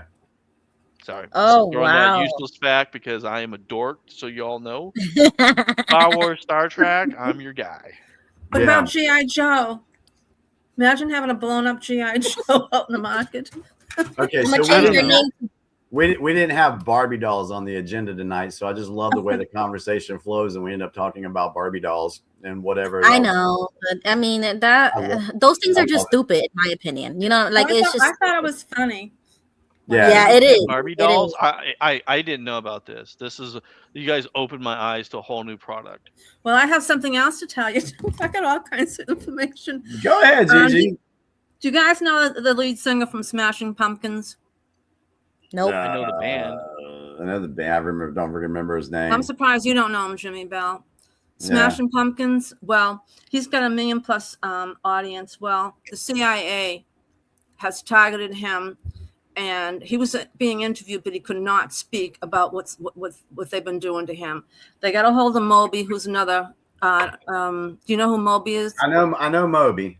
Okay. Well, he caved in with the CIA, and Rob Reiner also was on their list. Why they're targeting them? Because of their audience, and they want the names of the people that are following them for their political propaganda. And he wouldn't elaborate, but he was nervous when he was talking about it. And I don't know why they want his viewers, but he said that they really want to know who his viewers are. I don't know what their agenda is. How would they not be able to just look on Facebook account and get that? I don't understand. I don't know. Is that Billy Corgan? Yes. Okay. Oh yeah, that's what Julian said in the chat. Yeah, Billy Corgan. Yeah. You can Google it. I didn't even see that. Okay. Do what, Gigi? It just happened the other day. Yeah, I didn't see that. Yeah, Moby was a supporter of Robert Kennedy Jr. when he was running as an independent. Really? Interesting. Nice. Maybe that has something to do with it. What is crawling in the background? Oh, sorry. That's Bo's dog, I think. Okay, I saw something. Oh yeah, you guys just saw Buddy. Sorry. All right, I saw something crawling. I have in a the fake background. If you guys didn't know. Okay. All right. So, Jimmy, did you want to move on to your subject? Do you want your clip?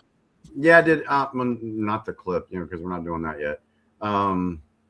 Let's see. Do we have anything else from the chat? Because we're getting ready to get into Greenland. Oh, okay. Before you get into that, did you know about the sonic weapons they used in Venezuela? Allegedly, yes. Do you want to talk about it? If you know, go ahead. Just you smile. You got that devilish smirk. Go ahead. Let's just say that operation. I'm sorry, that was a badass operation. Our military kicked some butt with that operation, and it's frightening. That is frightening that you can't even hear them. Yeah, that's well. Hey, Trump said, "Don't mess with us." He certainly did. He tried to warn them. The capability of that weapon is very frightening because it's airborne, and it's very frightening what they can do to you without you even knowing it. Yeah. Jane Spitfire said Greenland might be called Orangeland. Okay, so before I go into Greenland, okay, go ahead. Before I go there, let me preface that with this: none of this surprises me. With Greenland, with Australia, Canada, possibly Mexico, because I mentioned back in 2021 that this would possibly be something that happens to where these areas will all fall under United States control. Wow. Even Canada? Even Canada. Didn't they just cave today, Canada? I think they did cave. Because what you're seeing a dismantling of the New World Order. That's what you're seeing. And Trump is tearing it all to pieces. And when he goes to Davos, I think it's tomorrow or Thursday. I can't remember when he's going, but he's going to light them on fire. We might need to do a special episode for that and critique that. What do they do there again? I forgot. It's the minerals. That's well, she's talking about Davos. That's the World World I don't even know what that is. That's where the World Economic Forum gets together. Yeah, Davos. That was my thing. Yeah, I have an image I sent to Ruby. If you guys want to look at that. Yeah, I'd like to see it. You emailed it to me? Yeah. I'm sorry. Yeah, Ruby. I emailed a bunch of images for talking points. There's one on there. And you'll see it says World Economic Forum at Davos 2026. That when I was talking, I don't remember how many weeks ago we were talking about the Russia thing, me and Jimmy, and I was saying I don't think Russia is our ally and stuff, and we were going back and forth about that. I changed my opinion after I saw this. I think Jimmy's right. Okay. And once you see this, you guys might start understanding why I'm changing my opinion about this. So the World Economic Forum, we all know what that is, right? Right. The real name of the World Economic Forum is Davos. Do you guys know the history of Davos? I'm assuming everyone here does. Pretty much so. Okay, so we know I don't, but go ahead. super fast. Davos is basically started with the European Union and their leaders, and it's basically controlled by corporations. Yep. Okay. So the corporations are telling countries what to do. It is the New World Order. Period. Okay. So the New World Order, the actual real New Order, the actual leaders, the New World Order are the European elites. Okay. This is why Donald Trump is doing everything he can to get us out of NATO, and this is why he's squeezing Davos. Davos has been threatening the United States. Trump said, nope, I don't think so. Went in there, says, I don't care what you guys are do. You can't do anything. You don't really have a military. The UN doesn't have an actual military, and they can't really do anything. And Trump just basically gave them the middle finger and said, what are you going to do? We control your economics. We are now he's holding them by their throats. And when I saw this, and Jimmy started to tell me this, and so that's one of the reasons why I went and looked into this, and then this came out, and I said, Jimmy's right. So Ukraine is been historically where a lot of dirty money goes to. And this is world known throughout the whole world. This is why they weren't allowed in the UN, everything else. So our elites are funneling money in Ukraine. This is why the peace deal failed, is because the European Union leaders told Zelensky to attack the Russians during that peace treaty. And then that's why Trump got so pissed and was cussing and stuff, which he doesn't normally cuss on national TV, you know, but he was so pissed. So what he's doing right now with Greenland, and then how he shut down the Economic World Forum, it basically made them not really powerful anymore by putting all these tariffs on those countries. He stripped them of their power without even shooting a shot. And as soon as I saw this, this is what I'm talking about. I said, Jimmy's right, because this has been coordinated with the Russians, because they went after the bank, right? And now what's going on is the actual powerhouse, the actual authority, the companies themselves just got slapped in the face and their power got ripped from them. And the World Economic Forum is basically, people are saying, we don't care about Davos anymore. They're basically have no power, and they just stripped the New World Order of their leadership power. And this is what Jimmy was telling me, and I didn't. And this is why I'm saying, guys, I told you guys I didn't think this was true. I was wrong. This shows you right now that what Jimmy was speculating is happening and did happen, and I was completely wrong. And that makes sense with the price of silver going crazy, like it's doubled in the past 6 months. And that's, if the corporations are losing power, then the elites are moving their money out of them. Yeah. Would you guys mind if if Ruby shows you the map that says Gundam 00 on it? It shows the world map, and it's got different colors. Yeah, show it. So I want to show you guys something. So I watch anime, and I don't know if you guys know really what Japanese anime is, and I know I've talked to you guys on your show a few times about this. Yeah. This is the map from 2007 called Gundam 00, where they talk about how solar power takes over, oil's no longer being used, and this is the breakup that the New World Order actually wanted. Japanese people, the Japanese animation companies, were telling you what the New World Order was doing all the way back even before 2007, like in the 1970s and stuff. But recently, 2007, this is the map. Now you look at this. This is what the New World Order wanted. They wanted to break everything into these branches. Trump went in there and is taking Greenland. And if you look at the name, the United, what is it? The Union of Solar Energy and Free Nations. Yep. Yeah. And then the middle one is the Advance of the European Union, EU. Yep. And so, okay, if you think about this, now as stupid as it sounds, this is really realistic, because if you look at the European Union, what are they absolutely obsessed with and telling it everyone is so great? They're so wondering Africa's the best thing on the planet. White people are evil, blah, blah, blah. They want to break us all into these divisions. This Mhm. is the New World Order's plan. And Trump knows it, and he went in there and he said, "Nope, I'm taking Greenland away from you." And well, sorry, does Africa have a label in that? Huh? Does Africa have a label in that, or is it just grayed out? So it's part of the basically the European Union. It's 3 parts. So what do the colors represent? Could you give us a breakdown? So the blue part is the Federation, which is the free nations, and then the EU part, that other color is actually supposed to be part of them too, but it's showing you that they kind of break away and stuff. And then the red part is China and then Russia, and then they become something called the Human Reform League. Now, you guys don't watch anime, and I'm not going to go too far into it, but they talk about all the subject matters that you guys talked about, the history, about how they're going to use the public, and then they're going to have fake killings and murders take place, and the companies behind it are doing it. What do you call that? I forgot what's the term. False flags. Yeah.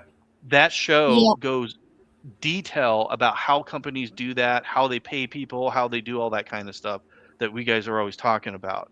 And this is the reason why the woke culture went after Japan this last year and the last couple of years, because they're trying to get control, because they do not like the fact that Japan talks about this stuff, says this stuff, and warns people all the time in anime about New World Order. If you guys ever watched anime or knew about anime, this is a common theme all the time. They're doing this, and this is why the woke culture went for the gaming industry and they went for the anime, is because they don't want you guys seeing this shit, because they're telling you events like, it's creepy. This show's from 2007. Wow. They are doing events that are happening right now. We're in that damn show. And this is why a lot of your corporations were taking business away from Japan and sending it over to China and Korea, because they weren't playing ball with the messaging. Yep. Well, I think it's really fascinating. Well, I was saying at the beginning that this guy on Twitter, Ethical Skeptics, proved that there used to be a different North Pole in the Earth. And where the North Pole was right in southern Africa. So it might be just a coincidence, but if that's the future map of the world, then it would make sense that the North Pole would be grayed out, because no one's going to be able to live there. So. Ethical skeptic? His real name's Roger Cunningham, but he went by he was anonymous online for a long time, and someone kind of doxed him, but he started doing interviews recently anyway. But he's a brilliant scientist. Yep, that's him. Yeah, he's a brilliant scientist. He does the best data charts of anyone I've ever, like data graphics. I mean, wow. Oh, okay. Okay, so I started following him. Just wanted to. And what was the show called, Bo? So that series I just talked about, it's called Gundam 00. Okay, I'm gonna put that in the chat if anybody is interested in that. Yeah, anime is very interesting. I want to address a comment from a roundabout Aussie. Asked me a question, said, Jimmy, what's your take on the hate speech law in Australia? I have to say that I am not sure about that. I don't know what happened down there. So please let me look into it, and then I will give my take on that next week. Is that fair? Because I don't know what was done. So, but all right. So before we get into talking about Greenland a little bit, in the chat for you guys, what are your thoughts on Greenland? What is your take? What are you hearing? I just kind of wanted to get a temperature in the room on where people stand. If you remember, I did this last week with the Minneapolis shooting. I asked everybody what their take was on it, and then we talked about it. So take a second or two and please give us your thoughts in the chat. In the meantime, Dallas hasn't said any word. Dallas, do you have any thought on Greenland? Agree or disagree?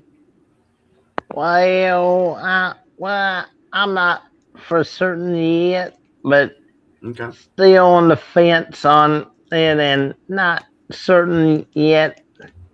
Okay, that's fair. Let me ask this too in the chat. how long without looking it up, how long how long do you think this has been an issue? Is it something that's been going on for a long time, or is since it just the 1800s? Yeah, Gigi, you're not supposed to give the answer away. Oh, I'm sorry. Or are you only aware of it because the media is talking about it because it's Trump now? No, I'm a historian, and I know that Woodrow Wilson had an Air Force base in Greenland, and it was a nuclear one, and people were getting sick. So they did not remove their equipment, and it's still it's like a graveyard of nuclear equipment in Greenland. Yeah, it goes back even further than that too. So some people in the comments for you, Jimmy. Jane says USA is taking Greenland border, ski resort as business, minerals and fish and polar bear meat. So like for their resources, I guess. Okay. John Marciano says Greenland, it's confusing. Is there an alternative and ulterior motive to grab Greenland? Okay. Tom says Greenland already has large underground facilities, so that might be a factor. Wow. Isn't that Tom on the screen? Yeah, that's me. Yeah. Yeah. Yeah.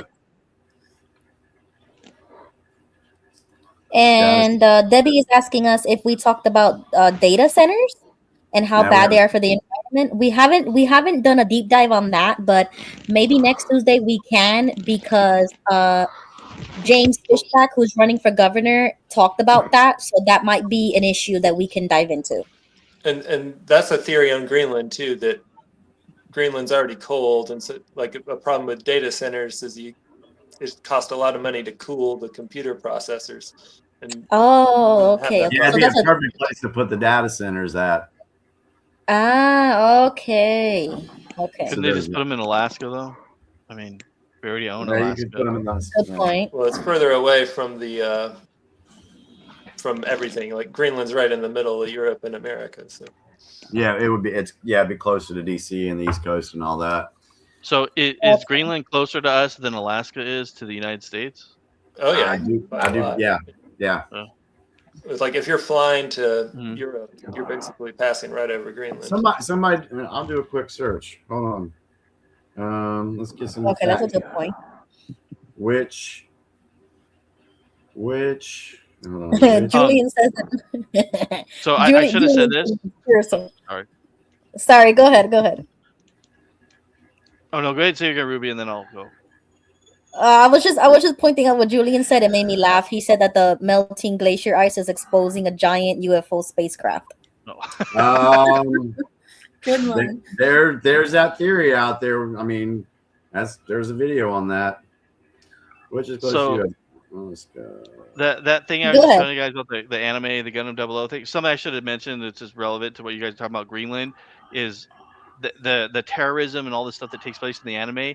It's actually run by a massive computer, and the whole thing is talking about how a computer system was actually causing all these conflicts all around the world, and was talking about how dangerous AI is, and then the AI turns out to be alien technology, and then they're using solar power to have indefinite energy sources, so there's no longer necessary for fossil fuels. I decided it's kind of interesting because the last 5 years everything is about solar, and then everything is going into AI, and they talk about how you have like those massive power plants or wherever they're running the AI systems, and how you can hide them and all that kind of stuff. I just think it's kind of interesting that this is taking place right here and now, and here we're talking about possibly buying Greenland in order to make obviously data centers. Yeah. Well, the AI is the AI needs mega electricity, water, and minerals, and Russia, China, and the U.S. are all campaigning against each other for the AI market.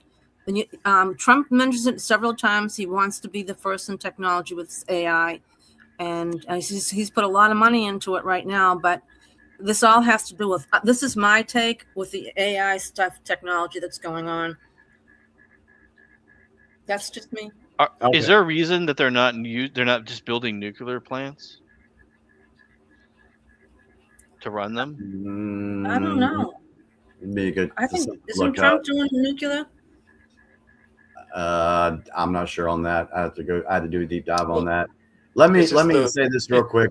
Let me just straighten something out that I said before. We talked about which is closer to the mainland of the United States, Alaska or Greenland. So technically, Alaska is closer to the mainland because of Washington and Oregon. Greenland's a little bit further away because of the ocean that separates it from the Canadian island. So, well, but yeah, Greenland's like direct. If you wanted to fly from America to Russia, Greenland would be the most accessible path to do that. Yeah. So yeah, let's get into that. Let's go ahead and because what time is it now? It is what 10:38. 10:32. Okay. So I got 5 things here that I want to share, and I'm gonna try to use the screen again. So hopefully I can do the share screen thing and it works all right. But first I want to read this email or thing I sent to my email. The United States has a long and complex history with Greenland, spanning strategic, military, and diplomatic dimensions. The U.S. first showed serious interest in Greenland during the mid-19th century. In 1867, Secretary of State William Seward, who orchestrated the Alaska Purchase, proposed buying Greenland from Denmark, but nothing came of it. So this was back in 1867. World War II, a turning point. Greenland became strategically crucial during World War II, when Germany occupied Denmark in 1940. The U.S. and Denmark, via its ambassador in Washington, signed an agreement in 1941 allowing the U.S. to establish military bases in Greenland to protect it from Nazi occupation and to defend North America's shipping lanes. The U.S. built several bases and weather stations, which proved vital for Atlantic operations. I have a video I'm going to share with you guys about that here in a second. After World War II, Greenland's Arctic location made it invaluable for U.S. defense strategy in 1946. President Truman actually offered to buy Greenland from Denmark for $100 million in gold. Denmark declined. You're not going to hear that. It's only because Trump wants to get it. All right. In 1951, the U.S. and Denmark signed a defense treaty giving the U.S. rights to maintain bases in Greenland. The most significant was Thule Air Base, now Flutflik Space Base, I don't know how to pronounce that, established in 1951, which became a key warning station for detecting Soviet missiles during the Cold War. It remains a crucial U.S. military installation today. Recent developments. In 2019, President Trump expressed interest in purchasing Greenland, which Denmark's prime minister called absurd. While Greenland is part of the Kingdom of Denmark, it has significant autonomy and has its own government that opposes such a sale. The U.S. maintains important security and scientific cooperation with Greenland, particularly concerning Arctic defense, climate research, and increasingly competition with China and Russia for Arctic influence. All right, so let me go to my screen. Let me share a clip with you guys. Share screen. And is this the one I want? Please tell me this is the one I want. No. This one. Damn it, no. Hang on. Let me go over to X. Let me find it on X. I apologize. Is that it? No. Let me get to my page. This is my page, right? No, it's not my page. Where's my page? I apologize. Hang on. I had this all keyed up and ready to go.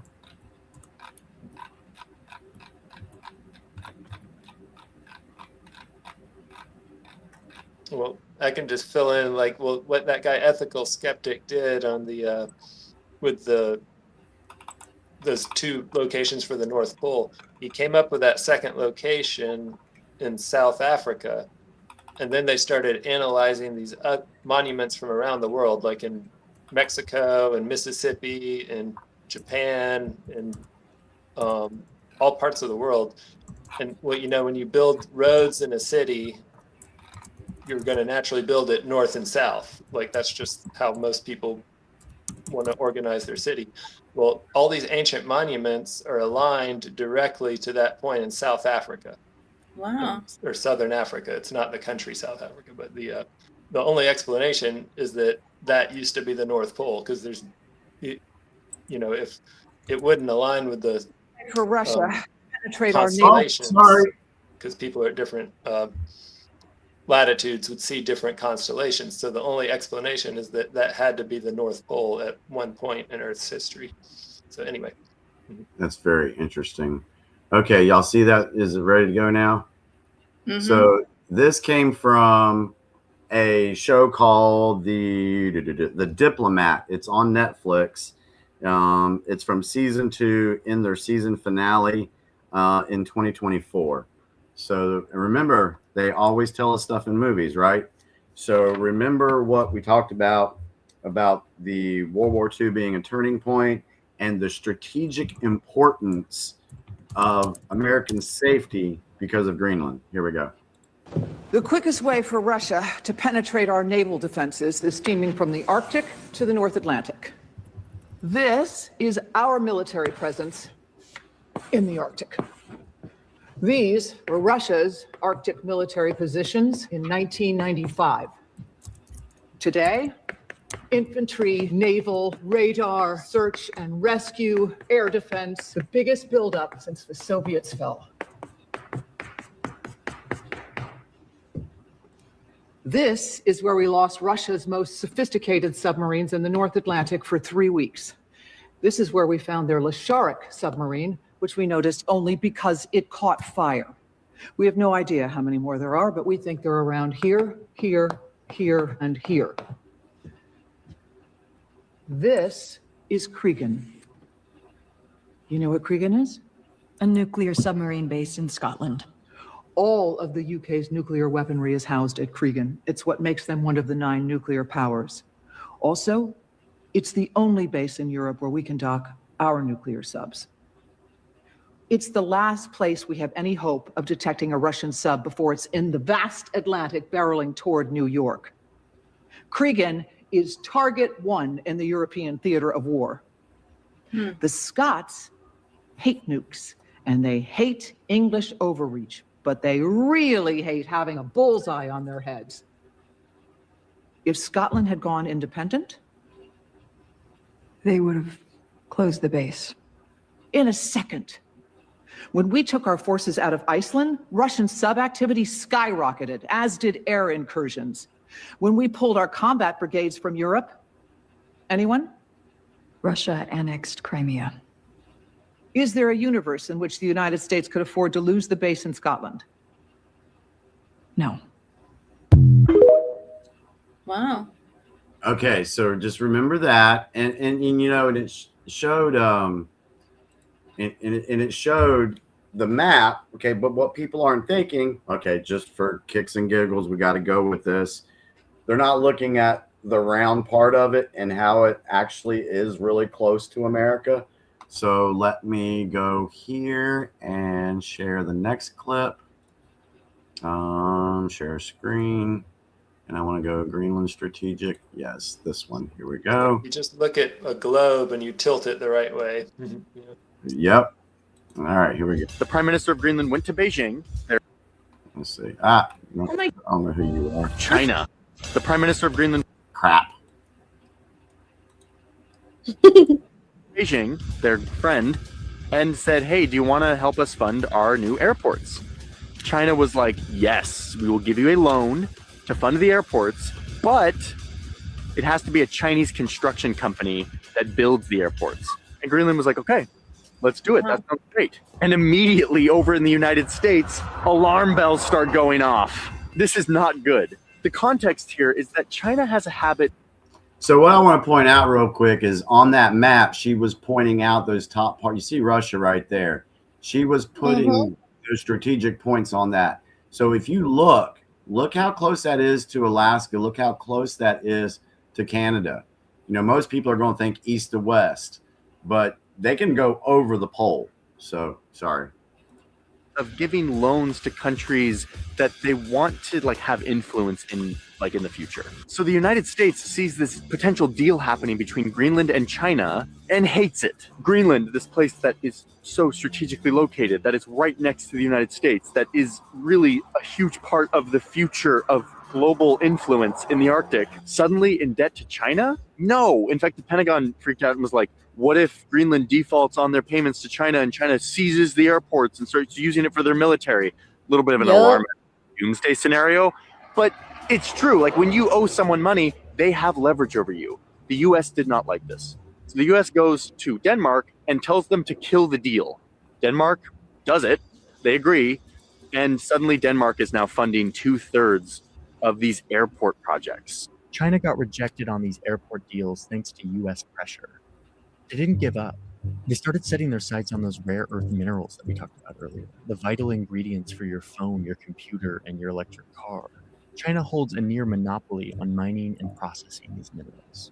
So they see Greenland as an opportunity to continue that near monopoly, but also an opportunity to access the Arctic, another place where they can compete with Western interests. It started when this Chinese corporation made a deal to fund a zinc and lead mine in the far north of Greenland. It was all going to plan until the Australian owners of this mine suddenly decided to end their deal. Oh, and shortly thereafter, they got a $650 million check from the United States to fund the project. Once again, the US blocked their rival from getting a foothold in the Arctic.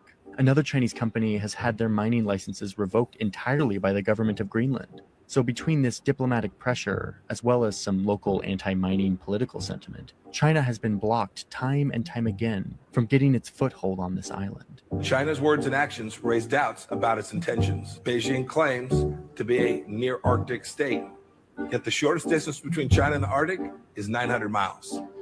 So yeah, the USA has made its stance very clear that they don't want China, a non-Arctic nation, to be meddling in this region, to be gaining a foothold in the gateway to the Arctic, this region that is opening up, that is becoming really important. And in addition to blocking China's efforts, the US has also stepped up their own efforts to get more US influence and presence in this place, to prepare for the future of geopolitical conflict. The US is doing investments on its own, investing billions of dollars in military infrastructure in this region, including a $4 billion upgrade of that air and space installation in the north. They're also committing to military training exercise within the Arctic. The US Army has been sending their soldiers. China, the Prime Minister of Greenland. All right, so if you want to go see more on that, I think the guy did 8 little videos. Solomon Grant 5, you can go see his stuff there. It's over on TikTok. Now, the other one I wanted to share, let me go back here to StreamYard, just to show that this is nothing new.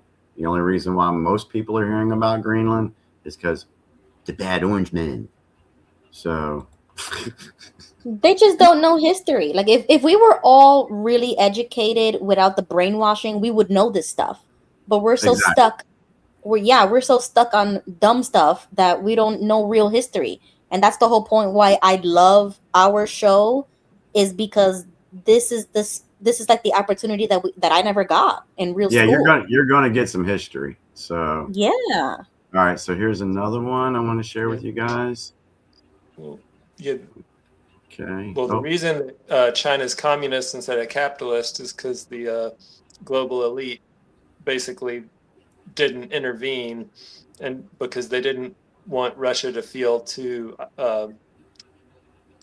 surrounded by capitalist countries.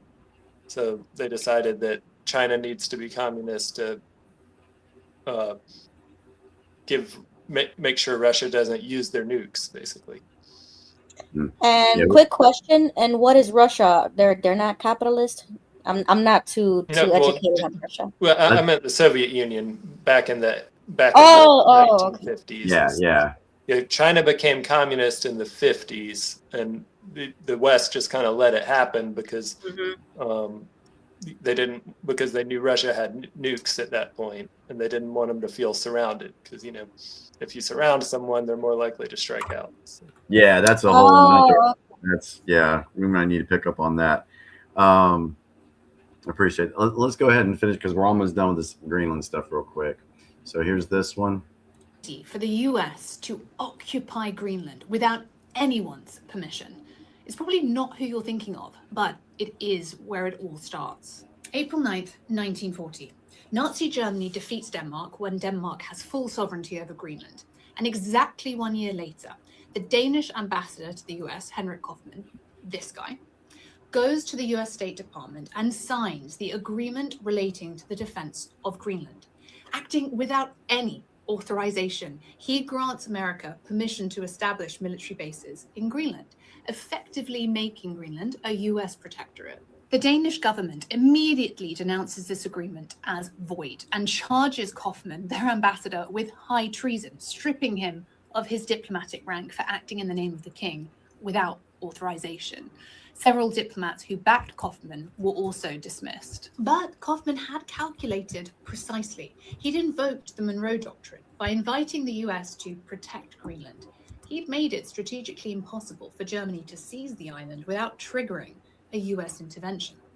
So why did Kaufmann take this unconventional approach? Well, Hitler had his eye on Greenland for advantage in the North Atlantic, and with Denmark occupied, Greenland was cut off from its Danish supply line. So this treaty ensured that the US would provide protection and essentials for residents. Kaufmann had also presciently recognized the importance of Greenland's cryolite mines, which are essential for aluminium production in aircraft, and used this as leverage to keep America committed to Greenland's defense. One of the Danish government's first acts after liberation was to revoke the treason charges against Kaufmann and to unanimously ratify the treaty that he'd signed with no one's approval. He was also appointed minister without portfolio, so vindicated for the action he took to protect Greenland. And the 1941 treaty was eventually replaced by a permanent defense agreement. So it was the start of America's military presence today. And as a PSA, I do feel compelled to say that this crumb of historical context is not intended as an endorsement for any territorial claims. All right. So there's that. Now let's go over to everybody thinks that Greenland just is happy with Denmark rule and they don't want to be sold or anything like that. Well, really? Do y'all know what happened to the people there? So let me hang on a second. Let me go over to X. In that last video, I love how British people say aluminium instead of. Oh, I know, right? That was great. Let's see. Is my screen still sharing? It's not. Yes. It should be back up. All right. This is only 25 seconds, I think. Oh, yeah, this one right here. Is this it? Yeah. Greenland opposed. And annex all of Greenland, something that 85% of people living in Greenland oppose. Well, again, and let's look back. Denmark has a terrible history with Greenlanders. There was forced sterilizations up until the 80s or the 90s. All of a sudden, now that the U.S. has expressed an interest, there is this new interest. And again, the United States needs to be in control to prevent a war, and that we do not want to get dragged into someone else's war. And annex all of Greenland, something that. All right. Did you hear what he said? No, I could hardly hear him. Okay, I'm sorry. Look up what Greenland did, or what Denmark did to Greenland by forcing sterilization on the female population back in just like Puerto Rico? 60s, 70s, 80s. They sterilized the population? Is that true? Absolutely, it's 100% true. Oh. Watch this. Hang on. Okay, let me close off of here. I'm going to go into. Let me turn this off. Well, it explains why they only have 60,000 people. Yeah. All right. So I'm going to ask Gemini a question. Okay. Okay. All right. Hang on. Is it true that Denmark forced sterilization on the women of Greenland back in the 70s and 80s and 90s? And how did they do it? Wow. Yes, it is true that Denmark, through Danish authorities, carried out a forced sterilization campaign against Greenlandic women and girls, starting in the 1960s and continuing into the 1970s, 80s, and even the 90s. This program, known as the Spiral Case, involved placing intrauterine devices, or IUDs, in thousands of women and girls, often without their consent or knowledge, with the goal of controlling the population in Greenland. There have been reports of subsequent health complications and both physical and psychological trauma. Denmark has since issued an apology and initiated an investigation into the matter. Is there something specific you'd like to know about it? Whoa. Has there been any results of the investigation? An independent investigation has been conducted, and a report has been released. The report doesn't provide legal conclusions, but does establish that Denmark had the overall responsibility for the campaign and may have neglected its duties. This has led to apologies from Denmark and also legal challenges from Greenlandic women. Is there anything further? Why is Denmark doing that? Like, what value do they have to do that? Why would Denmark do this? What value would they have? Is this another way of controlling the population? But why? The primary reasons were part of a broader Danish policy aimed at modernizing Greenland and integrating it more closely with Denmark. Controlling the population growth was seen as a way to facilitate that integration and manage public health programs, according to historical records. There was also a concern about a perceived population boom in Greenland at the time. It's a complex issue with significant ethical implications. Wow, that doesn't even make sense. First of all, no. And second, wasn't that the same thing that happened in Puerto Rico in the 60s, or was it for like 50s, or was it before that where they were sterilizing women? I can't speak of that because I don't know. I have no idea. So, so the reason I wanted to share that all with you guys tonight, and hopefully the viewers and whoever watches this show as the week goes on, is because you're not going to hear any of that on the mainstream media.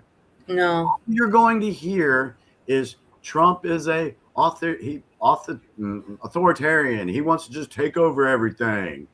That's all you're hearing. You're not hearing about the women that suffered at the hands of the Danish government. You're not hearing about the strategic defense that it would provide for the United States and would help Trump, do the Golden Dome thing. And you're not hearing about the shipping lanes and everything like that and the minerals. You're not hearing any of that. So and this is why it's important to do your research and look into this stuff. And that explanation of a population boom really does not make sense because, just for reference, Puerto Rico's population is 50 times bigger than Greenland's right now. Yeah. Sorry. We should send Elon Musk over there. He likes to have a lot of kids. Yeah, so I just Googled it, and it is the exact same thing that happened in Puerto Rico by the U.S. government in the 1960s. So, with the same excuse as well. So let's look at who's in charge. And look at the size of the population, though. Like Puerto Rico is a small island. Greenland's a huge place with 50 times less people. So, this is where neither of them is excusable, but correct. This is where we have to go back and look at history and see what was taking place. When did the deep state globalists start doing everything they wanted to do? Back in 1913. What was one of the things that they wanted to do? Control the population. We know that because of Margaret Sanger and her whole abortion thing. And so when they got into the governments, when they were able to infiltrate at higher levels some of these governments in Denmark, in the United States, they would impose what they wanted to accomplish on said Puerto Rico and Greenland. That's all it was. It was a criminal mafia trying to take over these two countries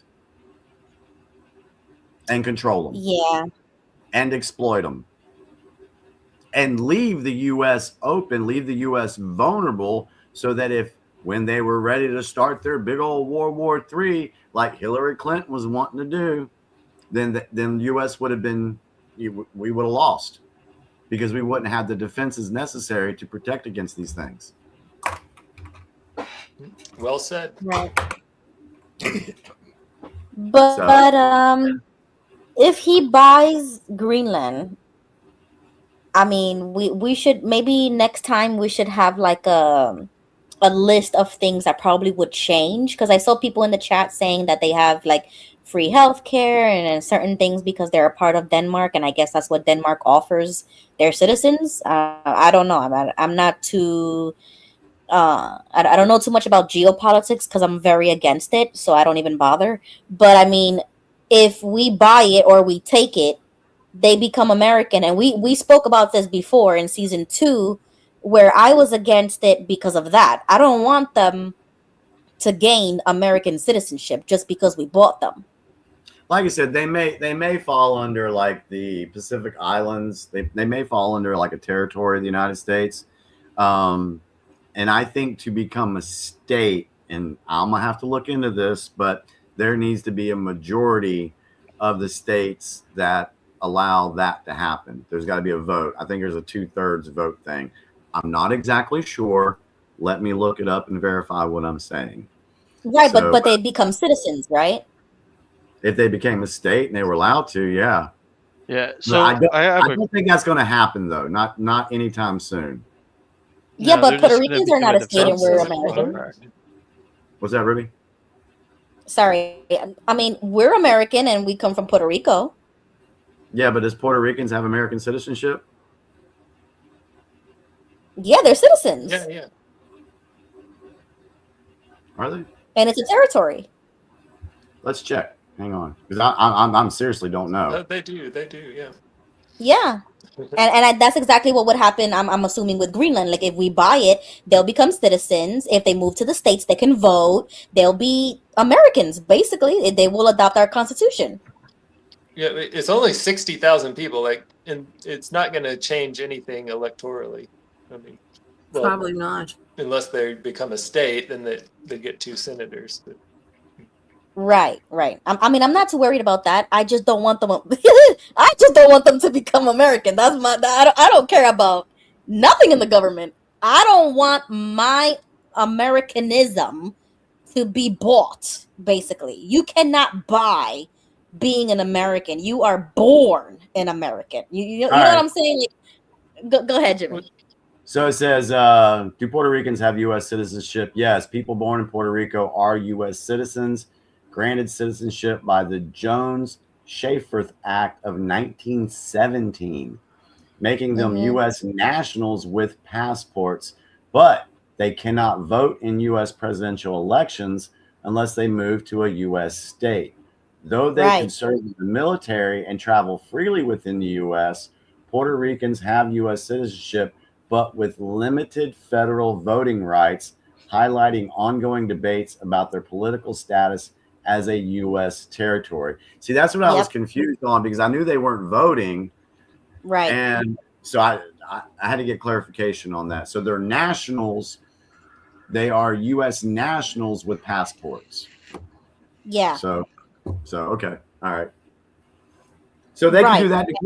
They could do that to Greenland. Right. That's what I'm saying. I am against that. And they could probably do it to Australia too, and Canada. Hell no. I don't think we need Australia. I'm good. Yeah, those would swing the elections pretty hard to the left. we don't need Australia at all. Yeah, just put that little bit of information back here on the back burner. We may need that later down the road. Yeah, we don't need more wokeness. We have enough to deal with that right now. Now, let me ask you this. Do y'all want to go into the conspiratorial part of Greenland? Please do, because I've been dying to hear this. Yeah, go ahead. Why not? Okay, Go ahead. hang on. Let's go to the, okay. Guys, this is a conspiratorial part. I don't know if it's true. Just go with it. Wait. We got to do our mid-roll. Hold on. You just want to do that mid.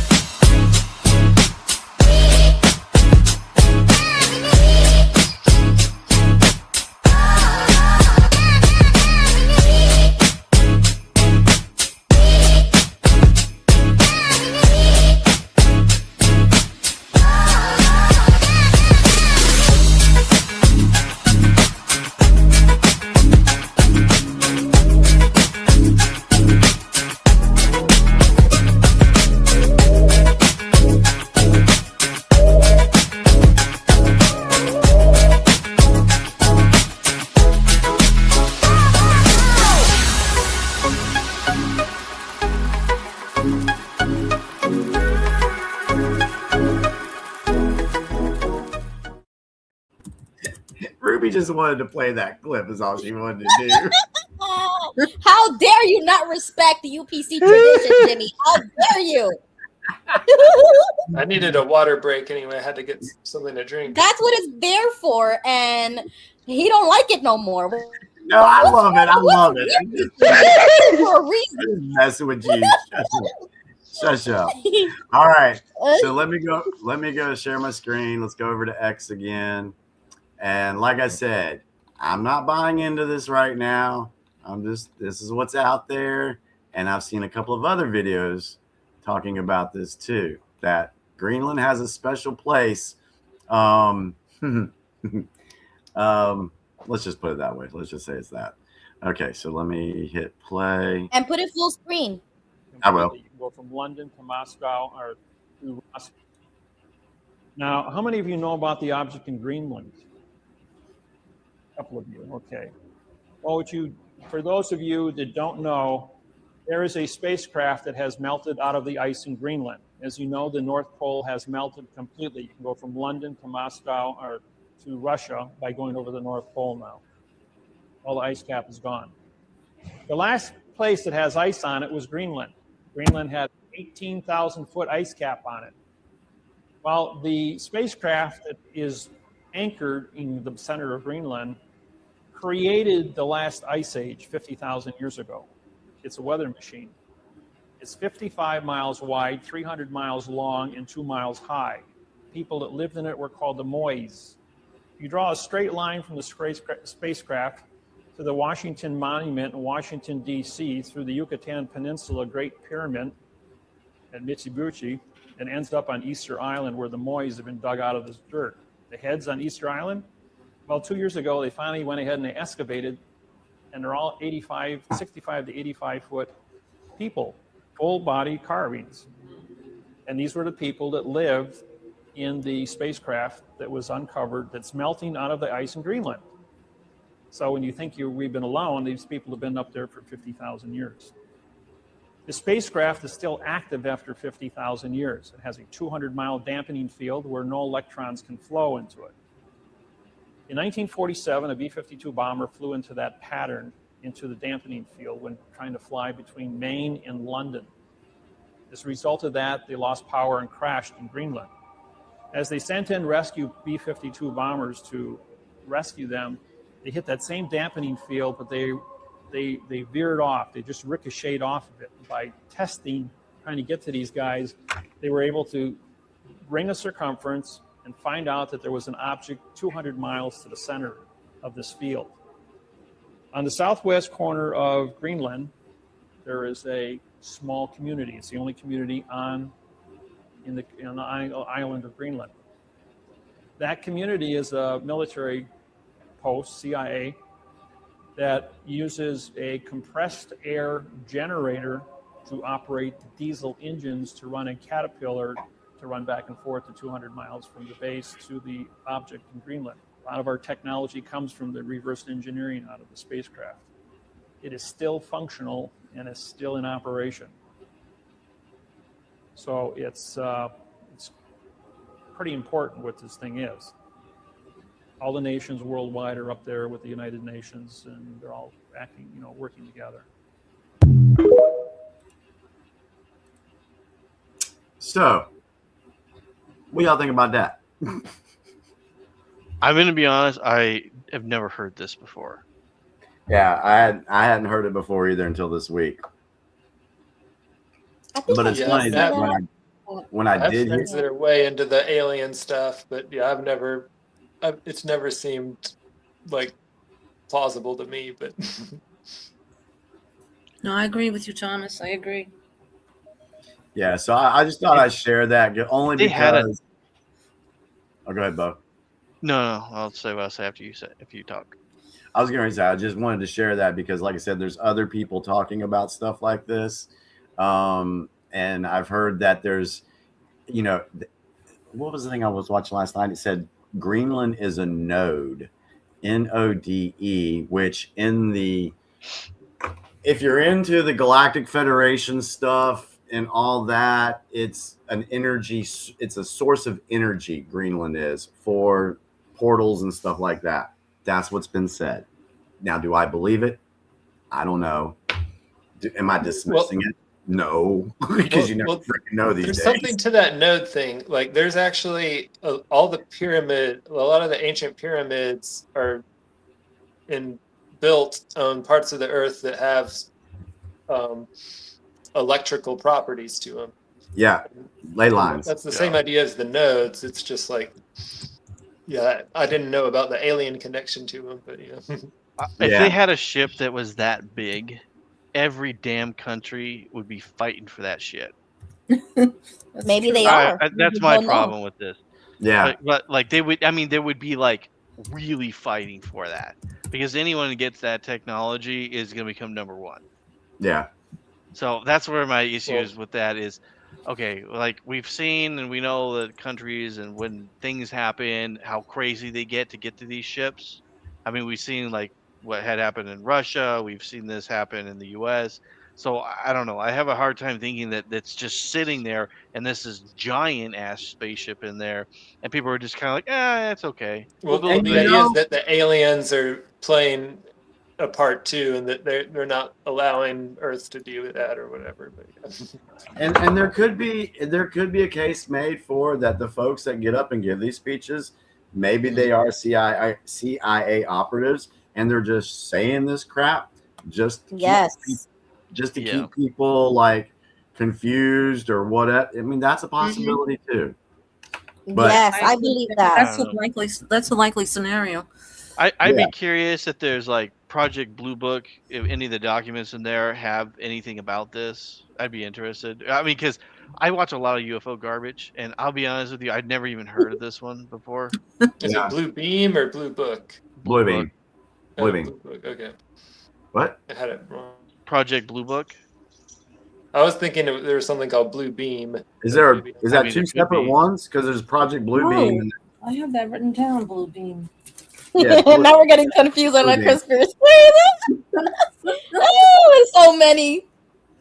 I have that word Project written Blue down in Book my was notes a somewhere. code name for the system study of unidentified flying objects by the United States Air Force from March 1952 to the termination of December 17th, 1969. Okay, cool. So there's two different projects. Yeah, I don't know what that other project is. Yeah, Blue Beam is the one where they're going to like put Jesus in the sky and let everybody see him, and we're going to have this big alien invasion, and everybody's going to see it on TV. Yeah, so it's two different. Okay, I didn't know that there was two. I didn't know Project Blue Book. I didn't know that. That's what I like about this show. We learn a lot.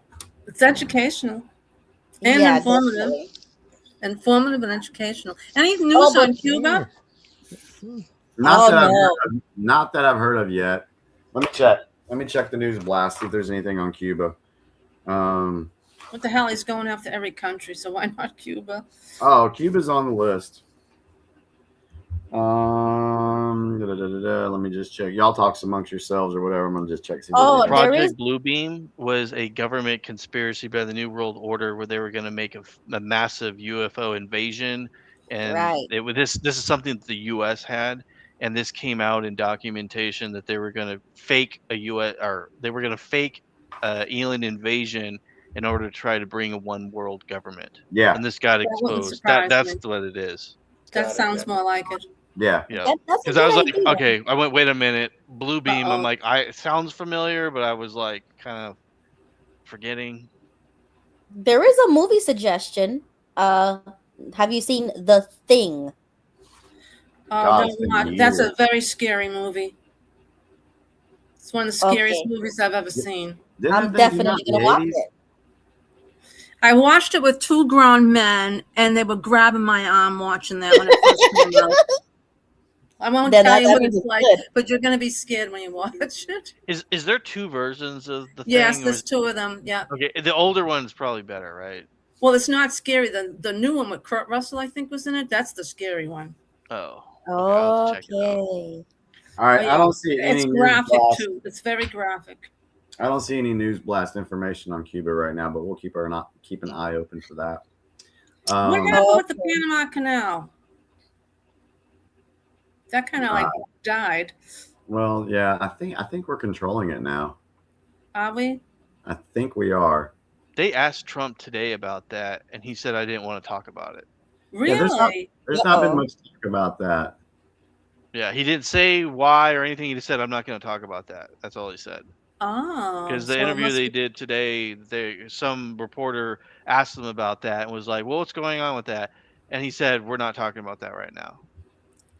Oh, okay. So I don't know. I don't know what that means. That tells me Trump. Or That tells he doesn't me want people Trump to pay knows attention. something, and it's not time for people to know it yet, right now, or not. That's what that tells me. Oh, I think Jimmy. that there's some kind of fighting going on with China with that. Probably. Oh, okay. Yeah. Jimmy, we have to publicly thank one of our viewers, Cat B945 in the chat. She sent a super sticker, $20 to the UPC. Well, thank you, Cat B. We appreciate that. Yeah, so thank you to Cat. That is amazing. I am loving how far we've come. How far we have come, especially with me, guys. You know, I apologize. I don't actually. I don't. But I mean, you know, we say a lot of crazy stuff on here, and we still get super chats. That's amazing. So thanks to Cat B. Yeah, I appreciate that. All right, so it's 11:19. Does anybody in the chat have any questions that we may have missed that you wanted to ask us? Please put them in the chat now. Okay. Yeah. Any wrap up thoughts? No. And while we're waiting for folks to type their stuff in, you can ask any of us on the stage. Dallas, do you have any final thoughts for this evening?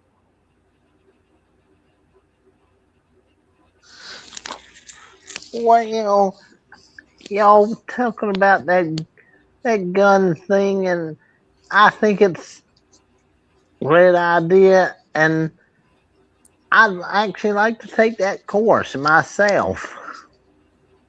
Oh yeah, that'd be good. I'd take the safety course. I'd be happy doing.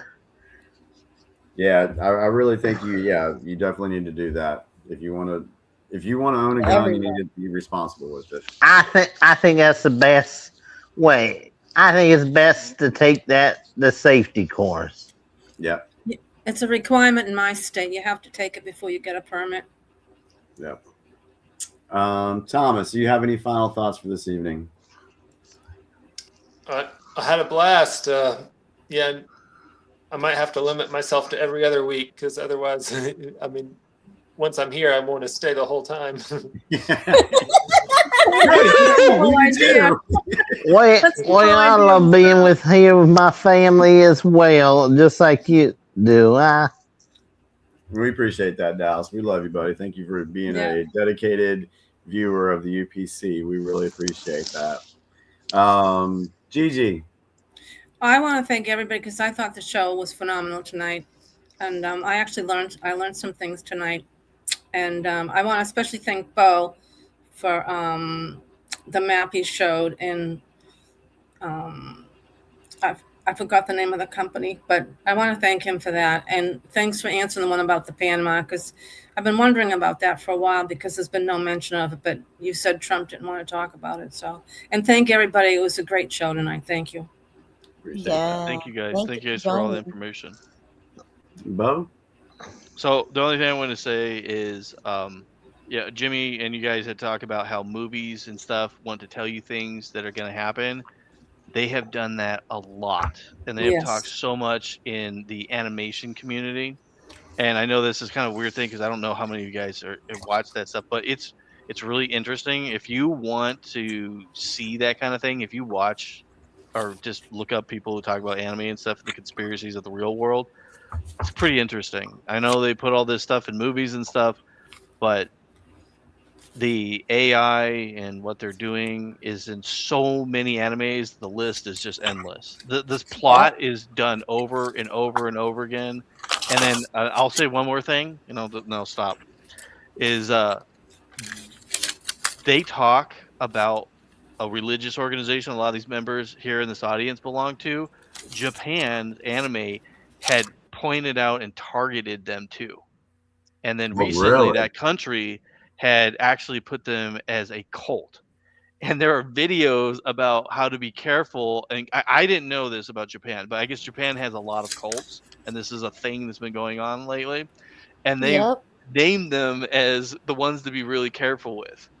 And I thought it was really funny. And I'm like, well, they're all interconnected. New World Order, those religious organizations, they're all one and the same.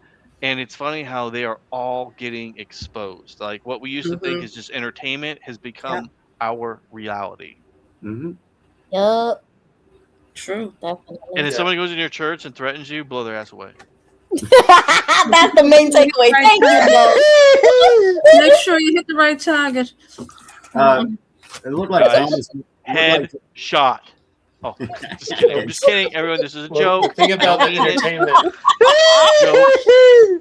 The thing about that guy, ethical skeptic that I keep talking about, he's like the modern day Indiana Jones, because he developed his theory when he was visiting the pyramids, and he had some corporate job where he traveled the world. So yeah, I really see him as like a modern day Indiana Jones. Speaking of fiction becoming reality. That's cool. I'll have to check him out a little bit more. All right, so my final thoughts on this evening is, especially with the narrative of Greenland, just one thing that we definitely that we've always tried to do on this show is to obliterate the mainstream media narrative. That's what we do. And I think with the information that we provided on Greenland tonight, it gives folks a little bit more to look at and to research than just parroting what the mainstream media says. Because when you go out in public or in your circle of friends or whatever, having this type of knowledge puts you in a position it gives you knowledge is power. So if these people are listening to the mainstream media, they don't have the power in a conversation. If you've got the research, you got the dates, you got the historical facts, you can share that with them. And if those people are the least bit open-minded or they want to see it, they're going to listen.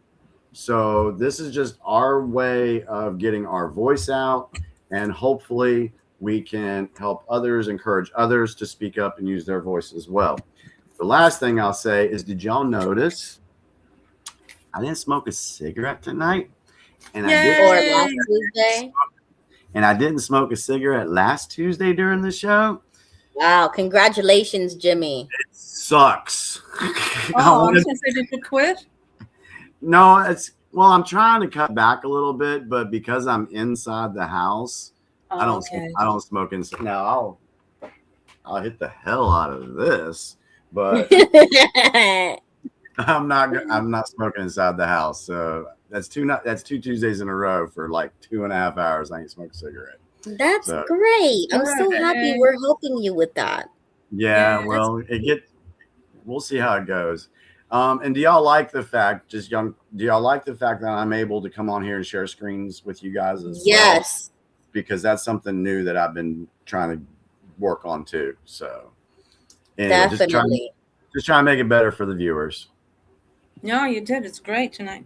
Good job. Yeah, I love it. I love it because it takes all the work off of me, and you could share your own screens. I don't have to share your screens for you. Hey, no, Ruby, it's really great. Ruby, go to my Facebook page. Hell no! I'm so glad they banned you. Yeah, oh my God. I'm banned. I don't think I'll ever be back on Facebook. Oh, well. No, but that's okay. I love you on X anyways, and you're here. They can't ban you off of here. So we got you. Oh, they could. Platform. Yeah, I'm surprised you guys haven't been banned. I'm not gonna lie. That's what. Actually, that's what they do.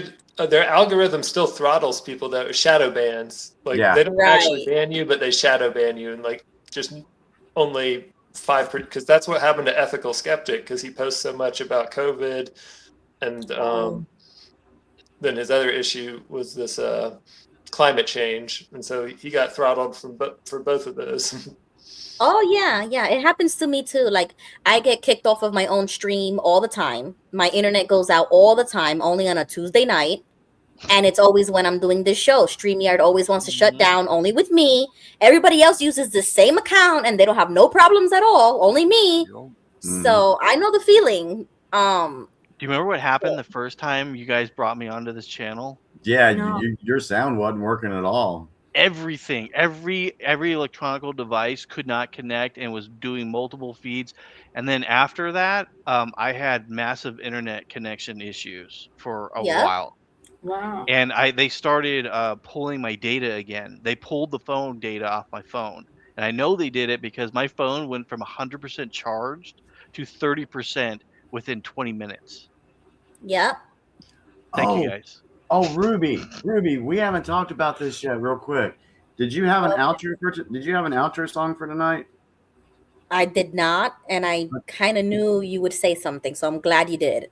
Okay, well, I didn't think I was going to say something until just now. But let me find us a good outro song. Yeah, while you find me a title, I just want to acknowledge a new person in the chat that asked a question super late. So we'll do this next Tuesday, but this question comes from STOPST in the chat. She says, or he or she says, what are your thoughts on Israel? We did talk about this in season 1 and 2, but next Tuesday I'll touch on it, just because this is a new person and we haven't really, gone deep on that issue yet. And dehydrated nurse? Who talked about Jersey?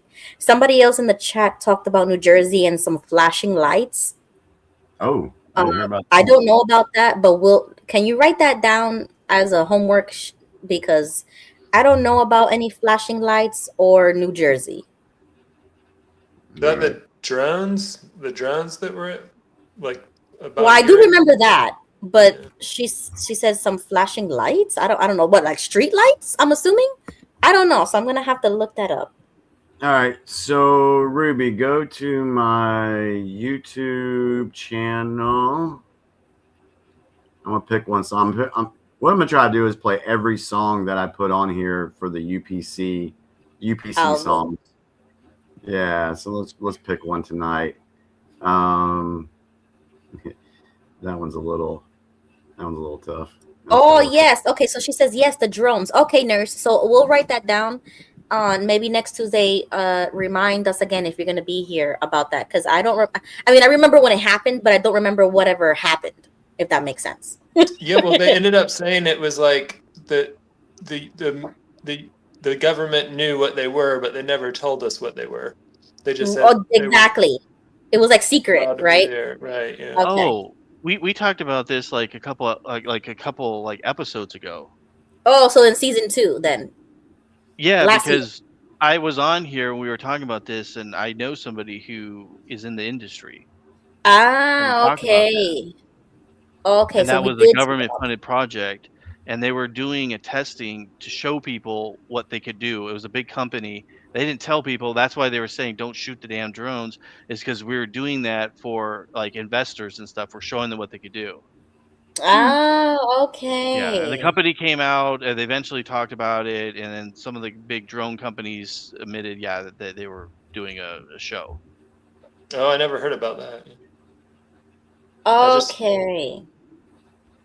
Okay. I just Well, heard I that guess the government said they were allowed to be there. I never heard that the company admitted to it. Cool. All right. Do y'all want to hear a song that's got like a little bit of historical references in it tonight? As an outro, sure. As an outro, okay. So let's go to my YouTube channel and playlists, and for the outro tonight, let's pick "Never Again Means Now," and it's about 6 minutes long, but listen, and hopefully it'll come through clear enough, because it seemed like last week it was not coming in clear or something. So, but this could be our. So you go ahead, Ruby. Close it out. Thank you, everybody, for being here. Thank you for the chat. Good night. Thank you. Good night. Thank you, guys. It was awesome. Nah, y'all. Yes, thank you so much for joining, everybody who's on the stage and everybody in the chat. My last thoughts are never be afraid to say what you truly feel or think. I never apologize for it. I hope I continue being a good example of that, because we shouldn't be afraid of anyone or anything. Nope. Even if they censor us, even if they ban us, even if people dislike you, even if people, say the things like what Bonnie said earlier, it doesn't matter. Continue moving forward, speaking out, and saying things that you probably know will get people to dislike you. You know what I'm saying? Like of course I know that people will feel a certain type of way about the things that I say, but I don't really care. So that's the point. We need to stop caring about being liked, and we need to start telling the truth. So I'm going to play this song. Thank you so much to everybody for joining. See you next Tuesday, 9 p.m. I'm going to share my screen now. Good night, everyone. Love y'all. Love you guys. We'll see y'all next week. Okay. Have a good weekend. All righty. You too, guys.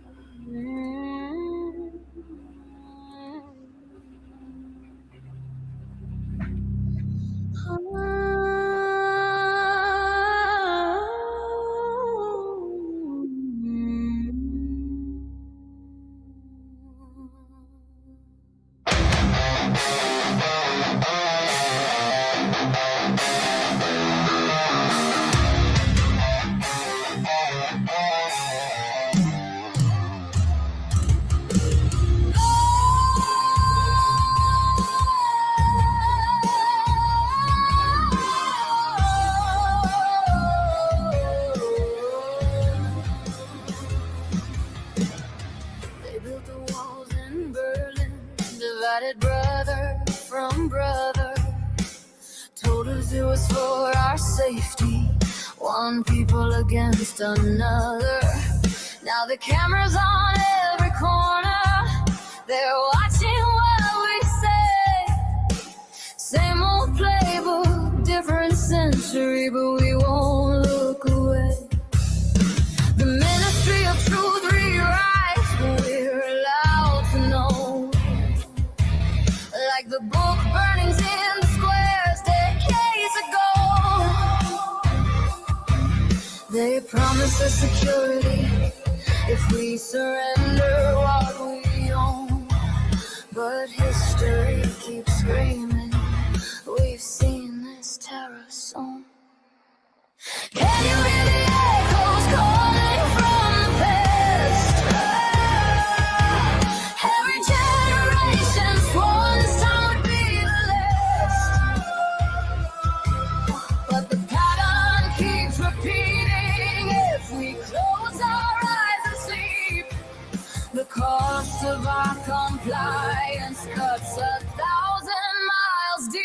We're breaking the chains, tearing down the walls, standing together when the hammer falls. They can silence one voice, but they can't stop the sound of 1,000,000 hearts beating, shaking the ground. No more control, no more divide.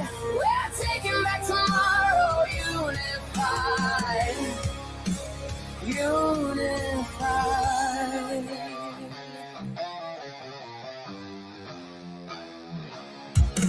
Stage files stacked to the ceiling, neighbors reporting neighbors' crimes. Now it's algorithms sorting who gets flagged for crossing lines. Social credit scores replacing what used to be called trust. The machinery of power grinding freedom into dust. Oh, never taught us never again, never look away. But complacency's a poison that we're drinking every day. They package up compliance in the language of the kind, but conformity is prison for the body and the mind. Can you hear the echoes calling from the past?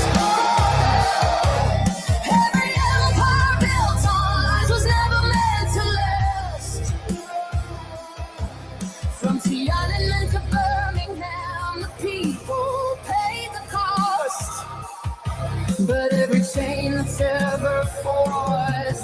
eventually lost. We're breaking the chains, tearing down the walls, standing together when the hammer falls. They can silence one voice, but they can't stop the sound of a million hearts beating, shaking the ground. No more control, no more divide. We're taking back tomorrow, unified. Unified. This is how we overcome. We question everything. Seek truth, not comfort. We stand with our neighbors, not against them. We remember what was lost when good people stayed silent. We build communities they cannot infiltrate. We teach our children to think, not to obey.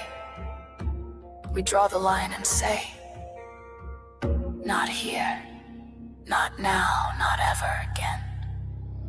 We're breaking the chains, tearing down the walls, standing together when the hammer falls. From the gulag to the ghetto, from the camps to the streets, every soul that stood defiant planted freedom seeds. No more control, no more divide.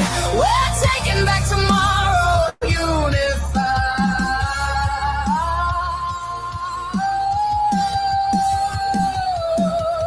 The power was always ours, they just made us forget.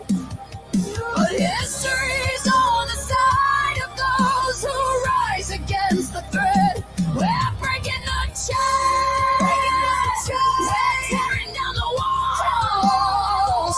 Together we stand, we will never fall.